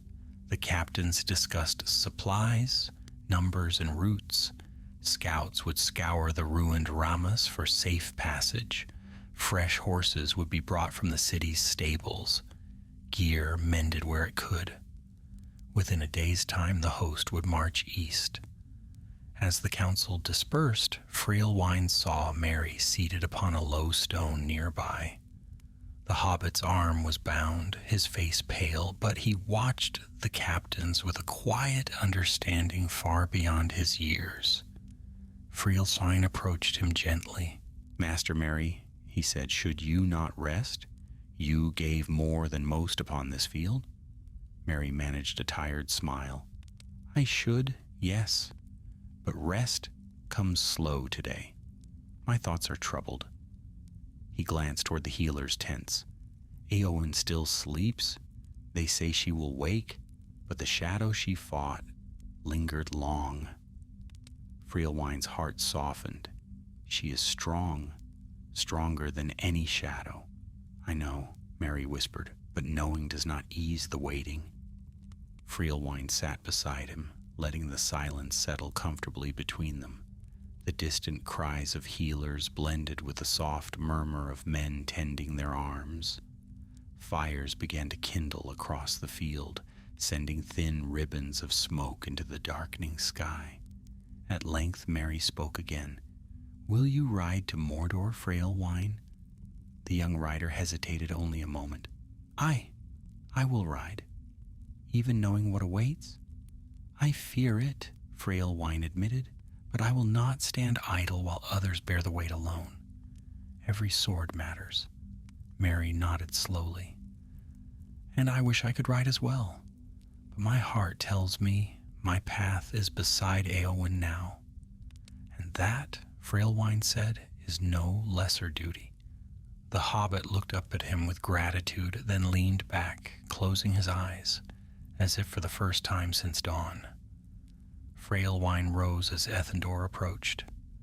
"The muster gathers near the ruins," the captain said. "Those who will march are summoned." Frailwine nodded, his resolve firming. He walked with Ethendor toward the broken tower once more. Men were gathering in lines. Gondorians, Rohirrim, Dunedain. Some bore fresh bandages. Others leaned upon their spears, weary but determined. Their faces were lit by the glow of torches, giving them the look of a host forged from flame itself. A herald strode before them, raising a horn. Its call rose clear and strong, echoing across the silent field. Men lifted their heads, tightening their grips on sword and shield. Aragorn stepped forward, his shadow stretching long upon the ground. "Tonight we rest," he said loudly so all gathered could hear. "Tomorrow we march east. We march for Gondor, for Rohan, for the free peoples of Middle-earth. We march for hope." A murmur swept through the host. Not fear, not despair, but quiet, steady resolve. Frailwine felt a deep shiver run through him. Amid exhaustion and sorrow, something bright kindled, something unyielding. Night settled over the Pelennor, but for the first time in a long age the stars shone like scattered silver above the white city. Fires burned along the field, their warm glow pushing back the dark.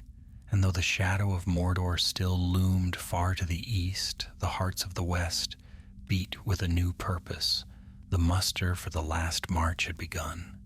Dawn crept slowly over the Pelennor, pale and cool, as though wary of touching the scarred earth. The fires of the night had burned low, leaving embers that glowed softly like tired sentinels. Men stirred among the wagons and tents, some rising stiffly, some already tightening straps, buckles, and harness, moving with the quiet purpose of those who knew their next step led into shadow.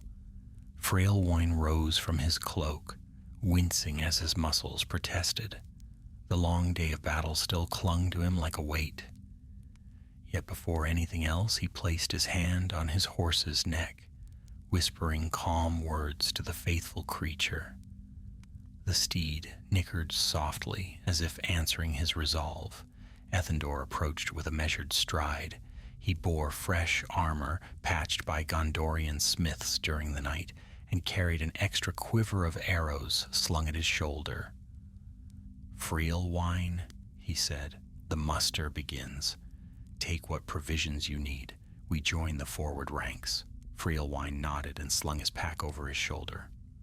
"The march will be long," he said quietly. "And perhaps our last," Ethendor added, not unkindly. "But such is the road when war stands at the world's gate." Together they made toward the gathering host.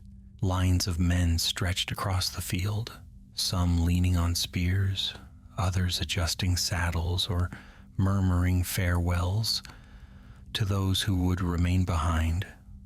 Not all the Rohirrim who fought yesterday would ride today. The wounded were many, and even the stout-hearted had limits. Merry, his arm still bound, stood among the healers' tents. He offered Frailwine a wavering smile as the rider passed. Frailwine stopped briefly beside the hobbit. "Take heart, Master Merry. Éowyn will waken soon." "I hope so," Merry whispered, eyes downcast. I wish I could be of use to you all." "You have already played your part with great courage," Frailwine said gently, "and more may yet be asked of you, though you know it not. Rest now." The hobbit nodded, though his eyes glistened, and Frailwine forced himself to turn away before sorrow held him too tightly. There was work to be done. The muster of the West must not be delayed. As the riders assembled, Aragorn moved among them with quiet authority. His presence radiated steadiness like an oak rooted deep beside a restless river. Wherever he passed, men straightened their backs, finding strength they had thought spent. Beside Aragorn walked Gandalf, white cloak brushing the trampled grass, eyes watchful beneath his furrowed brows. When they reached the front of the host, Aragorn stepped onto a broken stone rising above the assembly. The Dunedain flanked him like tall gray shadows. Gandalf stood at his right, Éomer and Imrahil at his left. Men of the West, Aragorn called, his voice carrying clearly in the waking air. We march this day not for conquest nor for glory, but for the freedom of Middle-earth. A murmur trembled through the ranks. Fear, awe, resolve, all bound together. The enemy believes his strength unbroken, Aragorn continued. He sees our victory here as but a passing stroke, and he gathers his hosts for another blow. If we wait, we shall fall one by one. But if we strike now, if we ride to the Black Gate itself, we may yet turn his eye. Gandalf lifted his staff, adding, we march to draw forth all his wrath, so the small and the hidden may have a chance to complete their task. Their fate is bound to ours, and ours to theirs. Éomer raised his sword. The mark will ride, he declared. Though our hearts are heavy, our will does not falter. Prince Imrahil stepped forward. And Gondor rides with you, to whatever end awaits. Aragorn swept his gaze across the host. We ride with a fraction of our strength, yet let Sauron believe it is all we possess. Let him think the West stands unbroken and unafraid. A low cry of assent rose from the lines. Aragorn lifted Andúril high, and the morning light glinted along its reforged edge. Let the white city see us off with hope. To Mordor we ride. The horns of Gondor answered first, deep and resonant. Then the horns of the Mark rose brightly in reply. A hush fell. Then the sound of hooves and marching footsteps began to roll across the field like a gathering tide. The host of the West set forth. Freylwine rode near Ethandor in the first line of the Rohirrim contingent. Behind them came a long column of Gondorian soldiers, clad in battered armor, then the Dunedain, with their tall spears and long gray cloaks. Banners snapped overhead, the white horse of Rohan, the tree and stars of Gondor, the swan ship of Dol Amroth. The wind carried them eastward. They passed through the ruins of the Ramas Ekor, its stones blackened by fire. The once strong wall now lay scattered like bones across the field. Beyond it stretched the vast plain, darkened by fear of the land that lay ahead. Yet the dawn brightened as they marched. The sky cleared, revealing a wide expanse of blue. Birds circled overhead, ravens perhaps, but it mattered little. Light still fell upon the world, and where light endured, hope clung stubbornly. Their pace was steady, though not rushed. Aragorn had ordered that the wounded, unable to fight, be left in the care of healers who remained in Minas Tirith, along with enough men to defend the city should terror strike again. But most who could bear a sword or spear marched now. By midday they reached the crossroads where the great road from Osgiliath met the southward way. Here the shadow fell deeper. The grass was yellowed. The air held the faint stench of sulfur. The land seemed weary of bearing the footsteps of so many dark armies. The men paused briefly to drink, their eyes drawn reluctantly toward the east. Beyond the horizon lay the mountains of Mordor, jagged as broken teeth. A faint smudge of smoke rose constantly from their slopes, No bird sang here, no breeze dared linger. Even the sunlight dimmed unnaturally as the wind shifted, carrying a bitter taste. Ethendor exhaled slowly. There lies the land of shadow. Frailwine's stomach tightened. He had seen battle, had faced trolls and Haradrim, yet nothing stirred fear so deeply as that far-off darkness where no man of Rohan was meant to tread. Still, he held firm. The host pressed on. As they marched, Gandalf rode from rank to rank, offering words of quiet courage. Aragorn remained ever at the front, guiding the pace, steady and unyielding. They camped before nightfall in a hollow where the road dipped between low hills. Fires were lit, though sparingly. Men ate in silence or spoke softly, unwilling to disturb the solemn mood. Frailwine shared a meal with Ethendor and a few other riders, though he tasted little of it. Rumors say Sauron watches from his tower, one rider murmured, staring eastward. Do you think he sees us even now? Let him, Ethendor replied. Let him believe our strength greater than it is. Frailwine lay awake long after the fires dimmed, gazing toward the distant red glow that lit the clouds above Mordor. The ground beneath him felt colder than any bed he had known, yet he forced himself to rest. The coming days would demand everything he had. At last, near the deepest hour of night, he drifted into uneasy sleep. He dreamed of the Pelennor, of the Witch King's fall, of Aragorn striding from the ships, of Éowyn's pale face. But above all, he dreamed of a distant mountain, crowned by fire, and two small figures climbing a winding path with all the world's fate upon their shoulders. When dawn rose once more, pale and gray, Frailwine rose with it. The host marched again, and ahead, beyond sight, waited the black gate of Mordor. The land grew harsher with every league eastward. The grass thinned until only brittle yellow strands clung stubbornly to the soil. Stones lay scattered across the ground like the remnants of old battles, and the wind carried a bitter scent. Dry ash mingled with the faint stench of sulfur. Even the sunlight seemed weary here, dimmed beneath the far shadow of Mordor's peaks.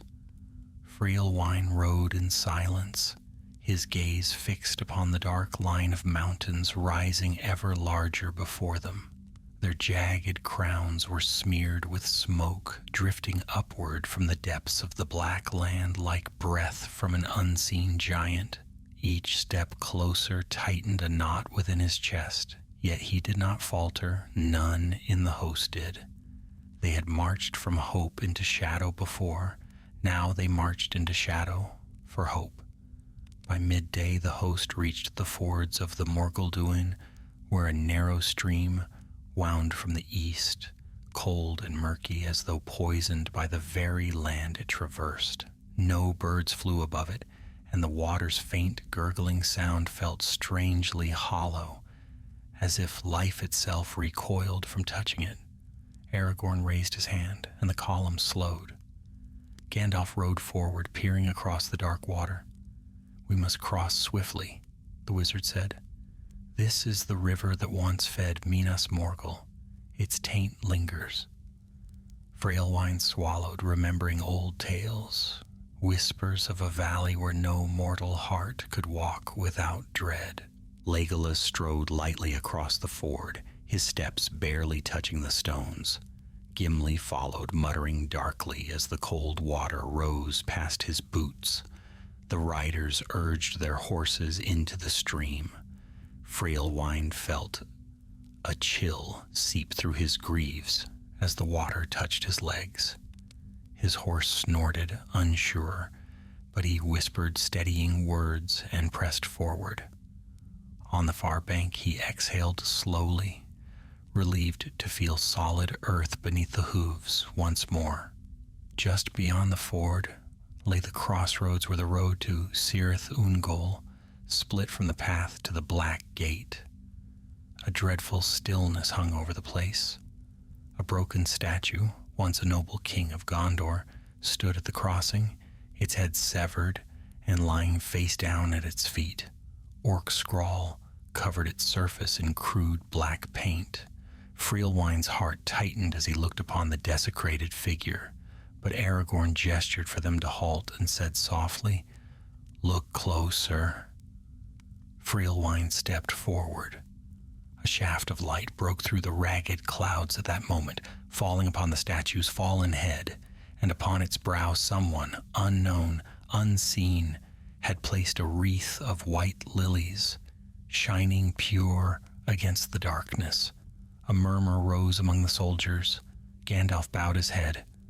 "Not all hope is spent," he said, "even in the very shadow of the enemy." Freelwine felt something warm stir in his chest, a quiet reassurance that perhaps the hidden halflings walked still, that their courage endured through horrors unimaginable. The host continued eastward. The road climbed steadily, the air growing heavier. Clouds from Mordor rolled outward, thick and oppressive, dimming the day until it felt more like dusk. The men walked with renewed tension, swords sheathed but hands ever resting upon hilts. By evening, the peaks of Ephel-Duath loomed like immense black walls, cutting the horizon into cruel angles. The great road curved northward now, leading directly to the Black Gate. The travelers made camp upon a barren field of dust and scattered stone. Fires were forbidden. Only cold rations passed between weary hands. Freelwine shared a place beside Ethandor and 2 Dúnedain. The tall northern men spoke little but carried a calm strength that steadied those around them. One of them, a gray-eyed ranger named Halbarad, said quietly, "Fear not the darkness ahead. We shall not face it unguarded." Ethandor nodded. "Yet we face an army too great for our number." Halbarad's expression did not change. "Numbers will not win this war. Courage will." Freelwine found strange comfort in his certainty. As the night deepened, he lay upon the hard earth and stared at the stars, dimmed by Mordor's foul breath, yet still present, still watching. Their cold light eased him into sleep, though his dreams were troubled with visions of red fire and twisting paths. At dawn, the host marched again. The air grew strangely still as they neared the Morannon. Even the faint sounds of wind and shifting stone faded. No birds flew, no living thing stirred. The ground bore no grass, no moss, only ash, dust, and broken rock. The world felt stripped bare. Then at last the Black Gate came into view. Freelwine drew a sharp breath, for nothing he had imagined matched the dread sight before him. The gate stretched from mountain to mountain, a vast iron maw towering over the barren land. Great towers flanked it, dark and jagged, crowned with cruel battlements. Black banners hung from their sides, limp in the lifeless air. The very stones seemed to pulse faintly with malice. A murmur of fear rippled through the host. Even the bravest felt the weight of that terrible wall. Aragorn rode forward with Gandalf, Éomer, and Imrahil at his side. The captain surveyed the gate in silence. Its iron plates glimmered faintly in the dim light, cold, ancient, unbroken. "This," Gandalf said, "is the very threshold of despair." "But despair must not guide us," Aragorn replied. "Here we shall stand, though the night breaks upon us." He turned to the host. "Form ranks. Let the banners be raised." Freelwine felt a strange surge of pride as the white horse of Rohan unfurled, snapping faintly in the still air. Beside it rose the tree and stars of Gondor, gleaming though no breeze stirred. The combined banners of the west shone like slender torches against the vast darkness. The men arranged themselves upon the plain. Rohirrim upon the left, Gondorians upon the right, Dunedain at the center beside Aragorn. Their ranks were thin, barely 6,000 against the might of Mordor, but they stood firm. A long silence followed, then the ground trembled. A deep horn sounded behind the black gate, low, booming, and filled with menace. The iron plates shuddered. Dust fell from its hinges. Slowly, with a grinding groan that echoed across the barren land, the black gate opened. Freelwine clenched his shield. Cold dread crawled down his spine. Through the widening gap poured a tide of enemies, orc after orc, their armor black as tar, their blades jagged and cruel. Trolls lumbered at their flanks. Creatures Freelwine had never seen lurked among them, their forms twisted by shadow. At their head rode a tall figure draped in sable armor, bearing a helm shaped like the snarling face of a wolf. His voice rolled across the plain. Who dares approach the black gate of Mordor? Aragorn rode forward alone, Andúril drawn.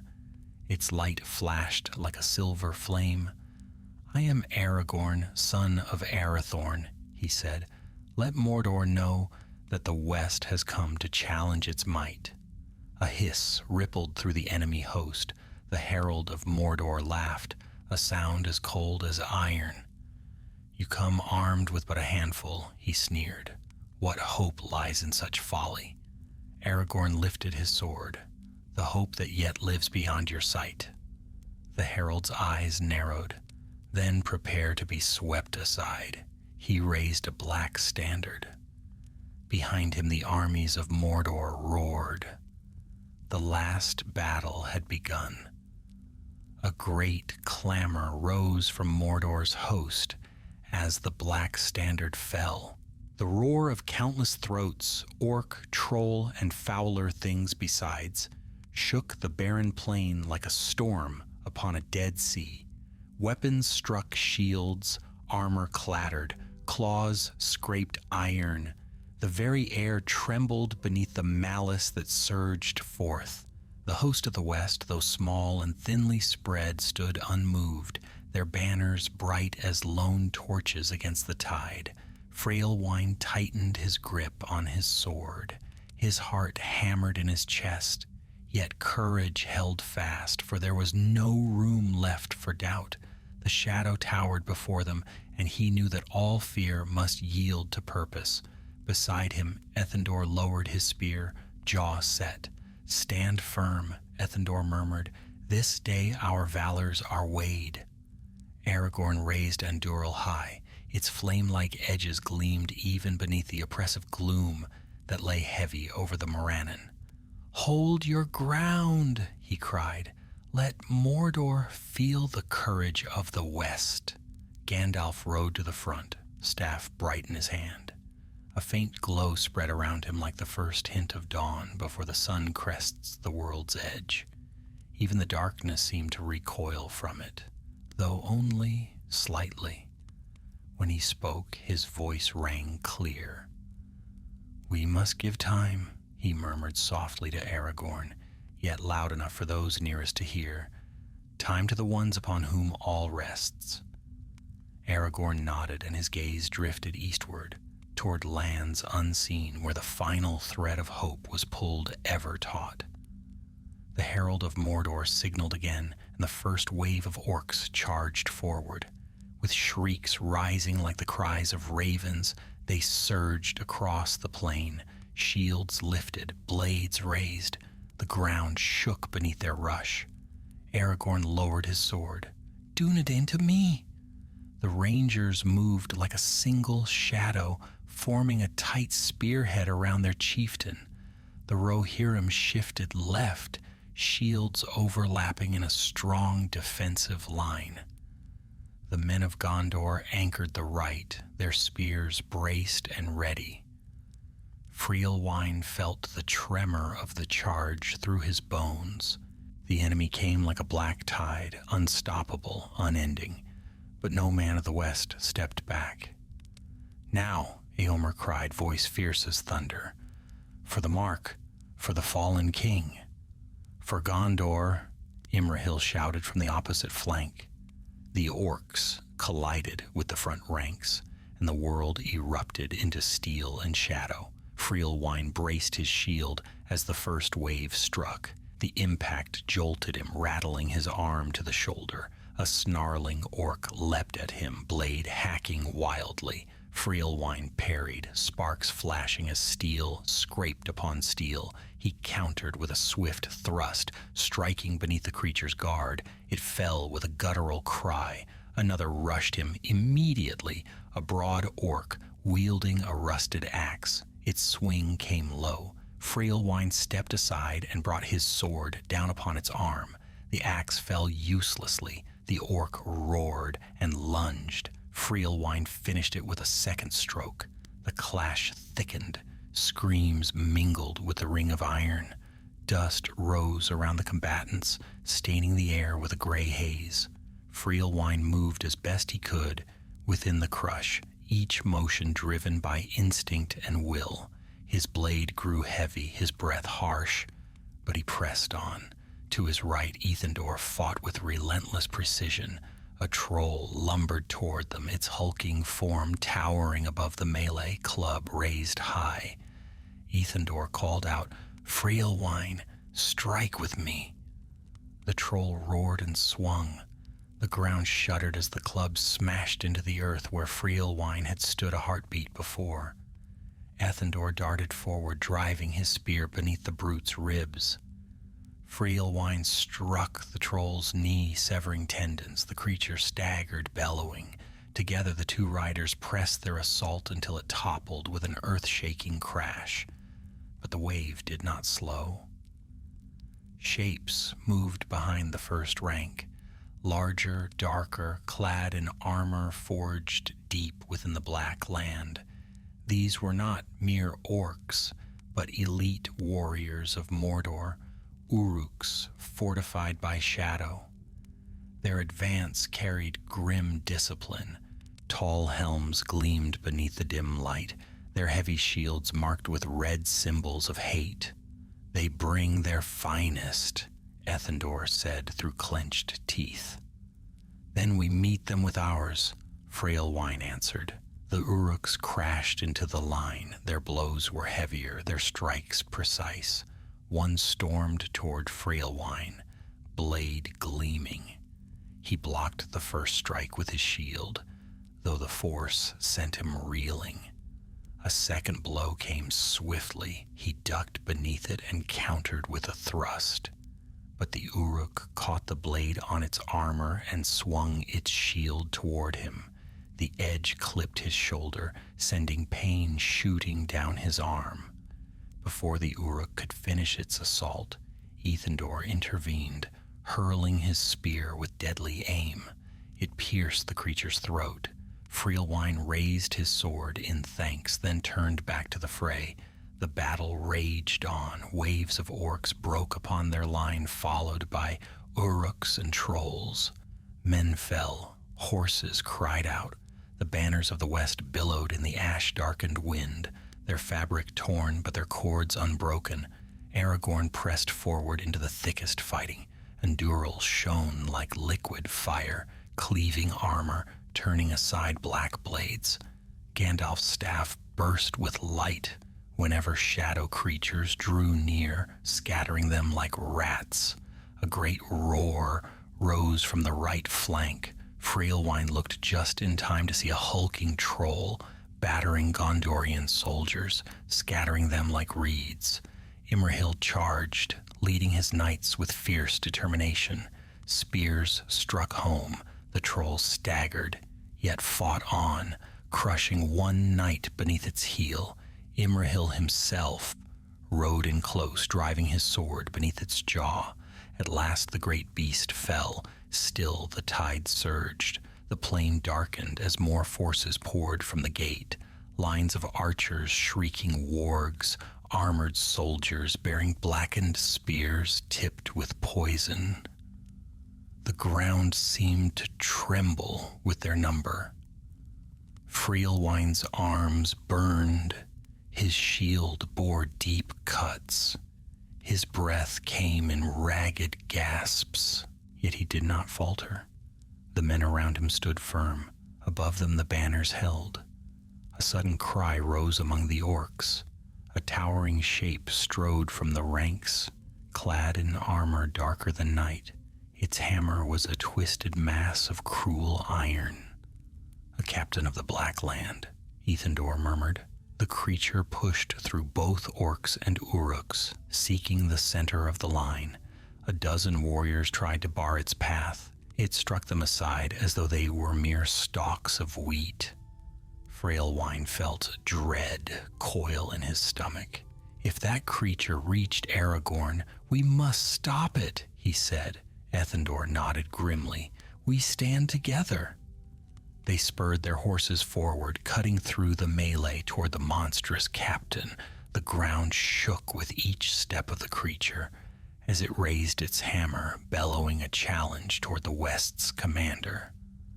Aragorn saw it approaching. He raised Andúril, calm and resolute.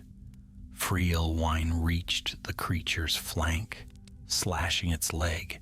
The blade scored a thin line but did not bite deeply. The black captain swung its hammer toward him. Freelwine ducked aside. The hammer smashed into the ground, throwing up shards of dark stone. Ethandor struck the creature from behind, his blade finding a gap in the armor. The captain roared and turned upon him, but Freelwine lunged, his sword piercing the back of the creature's knee. It buckled. Aragorn seized the moment. With one swift motion, he cleaved its helm, splitting it from crown to chin. The beast toppled, crashing to the earth like a fallen tower. For a heartbeat, the tide faltered. The cries of the orcs wavered. Even the trolls paused. Freelwine gasped, catching his breath. Sweat and dust stung his eyes. Yet he lifted his sword once more. Aragorn raised Andúril high. "Press them, drive them back!" The West surged forward with renewed fury. Freelwine felt the strength of that cry run through his weary limbs. Shoulder to shoulder with the captains of the Mark, he charged into the battered ranks of Mordor's host. And above them, upon the ashen plains before the Black Gate, the shadow of the Dark Land loomed higher than ever. But through the darkness there came, faint, distant, and unseen, a trembling change in the air, a subtle stirring, a shifting of doom that none upon that field yet understood. The plain of the Morannon shook beneath the fury of battle. Steel rang against steel, cries rose and fell like the beating of a vast ragged drum, and clouds of dust swirled beneath the towering walls of the Black Gate. Mordor's hordes pressed forward again, driven by a malice so deep it seemed carved into the earth itself. Yet the host of the West stood firm, their courage a lone flame amid the vast darkness. Freelwine fought as though the strength of all the Mark flowed in his veins. His arms ached, his breath came harsh, and every inch of his armor bore the marks of countless blows. But he did not retreat. Beside him, Ethandor battled fiercely, his spear, long since broken, replaced by a bloodied sword taken from an enemy's corpse. The orcs surged again. A line of archers drew forth poisoned shafts, loosing them in a hail that darkened the air. Shields lifted instinctively, arrows clattered upon them like hail upon stone. To the right, a group of Gondorian soldiers fell, their spears slipping from their grasp. "Hold the line," Ethandor shouted. "Hold, for all we love." The cry rallied the nearest ranks. They pressed shoulder to shoulder, driving back the next wave. Still, the enemy's numbers seemed endless. Trolls beyond counting lurked behind the orcs, waiting for a breach to crush the thin line of men. Aragorn fought at the front, unyielding as a mountain. Andúril shone like a shard of dawn amid the gloom. Each strike he delivered cut a path through the dark armor of Mordor. Beside him, Gandalf wielded his staff with blazing force, white light flashing whenever foul creatures drew near. Even Legolas and Gimli, though sorely pressed, moved with practiced might, an arrow here, an axe there, carving space for the captains to fight. Yet the pressure increased. The enemy sought desperately to break the center where Aragorn stood. A monstrous Uruk chieftain led a new rush, its blade nearly as tall as Freylwine himself. Ethandor met its first blow, but the captain's strength hurled him backward. Freylwine leapt forward to stop the beast's advance. Their blades met with a ringing crash that jarred his bones. He ducked beneath the next strike, slashing upward. The Uruk snarled and struck again, but Freylwine twisted aside, driving his sword between the plates of its armor. The creature fell with a thunderous crash, dust rising around it. But even as victory flickered, the orcs pressed in from all sides. Freylwine found himself forced back, step by step, toward the center. He glimpsed Ethandor staggering, blood on his brow, yet still fighting with desperate resolve. A troll lumbered from the rear ranks, its massive footfalls shaking the earth. Its eyes gleamed with cruel purpose. It swung a stone-studded hammer down toward the Rohirrim line. Freylwine shouted, "Scatter!"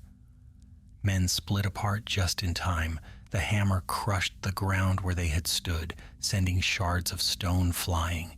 The troll raised the weapon again, but before it could strike, Imrahil of Dol Amroth rode in from the right flank, his knights rallying behind him.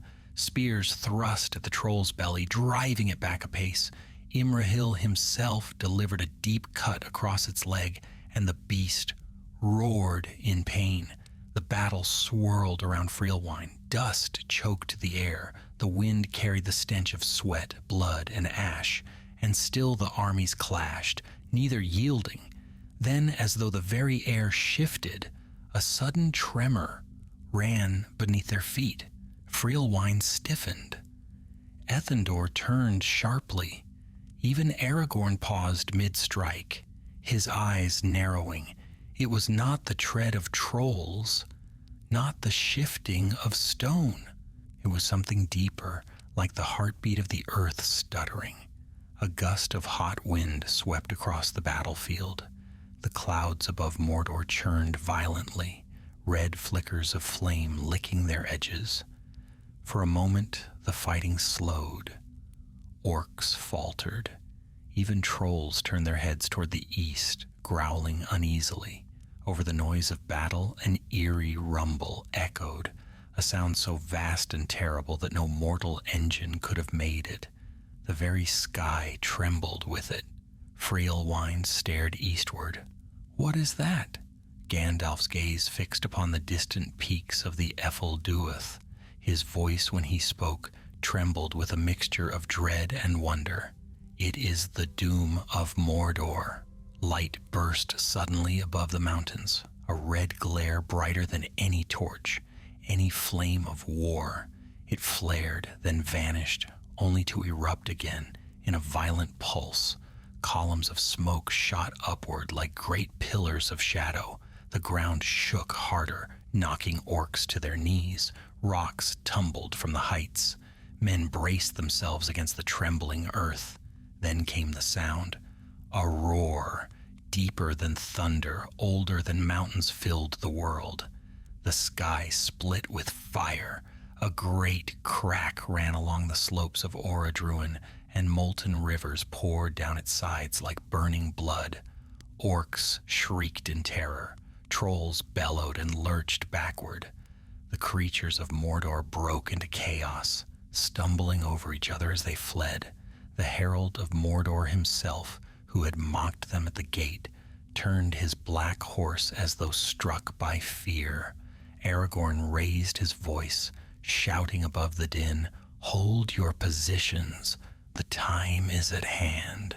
Even as he spoke, the black gate trembled. Its iron towers shuddered. A deep groan rose from its foundations.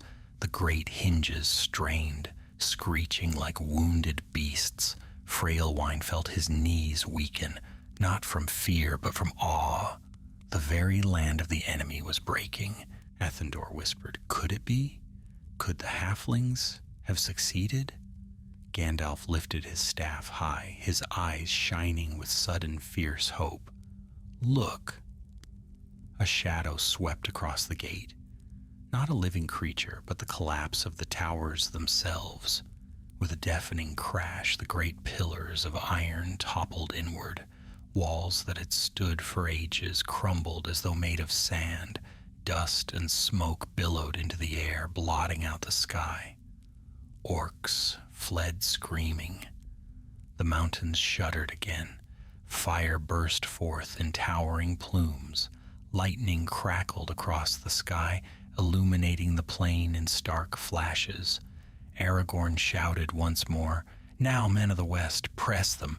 Let not the servants of shadow escape." With a shout that rose like the cry of long-bound spirits freed at last, the host surged forward. Frailwine charged, sword raised, his heart blazing. The orcs no longer fought with purpose, only terror guided their steps. They fell beneath the blades of Gondor and Rohan like leaves before a storm. A band of Uruks tried to rally, but Ethendor's spear struck their captain through the chest. Frailwine crashed into their flank, cutting 3 down before they scattered. Everywhere the shadow broke, splintering like glass beneath a hammer, and still the mountain burned. The red glow grew brighter, filling the sky. A great wind swept from the east, carrying ash and embers. The ground shook one final time, then steadied, as though the earth had exhaled after holding its breath for an age. When at last the cries of battle faded, Frailwine stood, panting upon the ashen plain. The black gate lay in ruins. Mordor's armies were shattered. All around him men lowered their weapons slowly, disbelief mixed with dawning hope. Gandalf rode to Aragorn's side. "It is done," he said softly. "The ring is no more." Aragorn bowed his head in gratitude. "Then the darkness has ended." Frailwine felt tears sting his eyes. He looked to Ethendor, who nodded, voice thick. "We have seen the turning of the world." Men of Gondor and Rohan embraced. Some fell to their knees. Others raised weary shouts of victory, cries that trembled with exhaustion and joy. The sun broke fully from behind the clouds, casting the plain in warm light for the first time since their march began. Its rays shone upon broken swords, upon banners torn but still standing, upon faces streaked with dust and blood, but lifted now in hope. Frailwine closed his eyes, letting the warmth wash over him. The shadow had fallen. The war was ended. And upon the field of the Morannon, amid the ruin and the rising light, the West began to breathe again.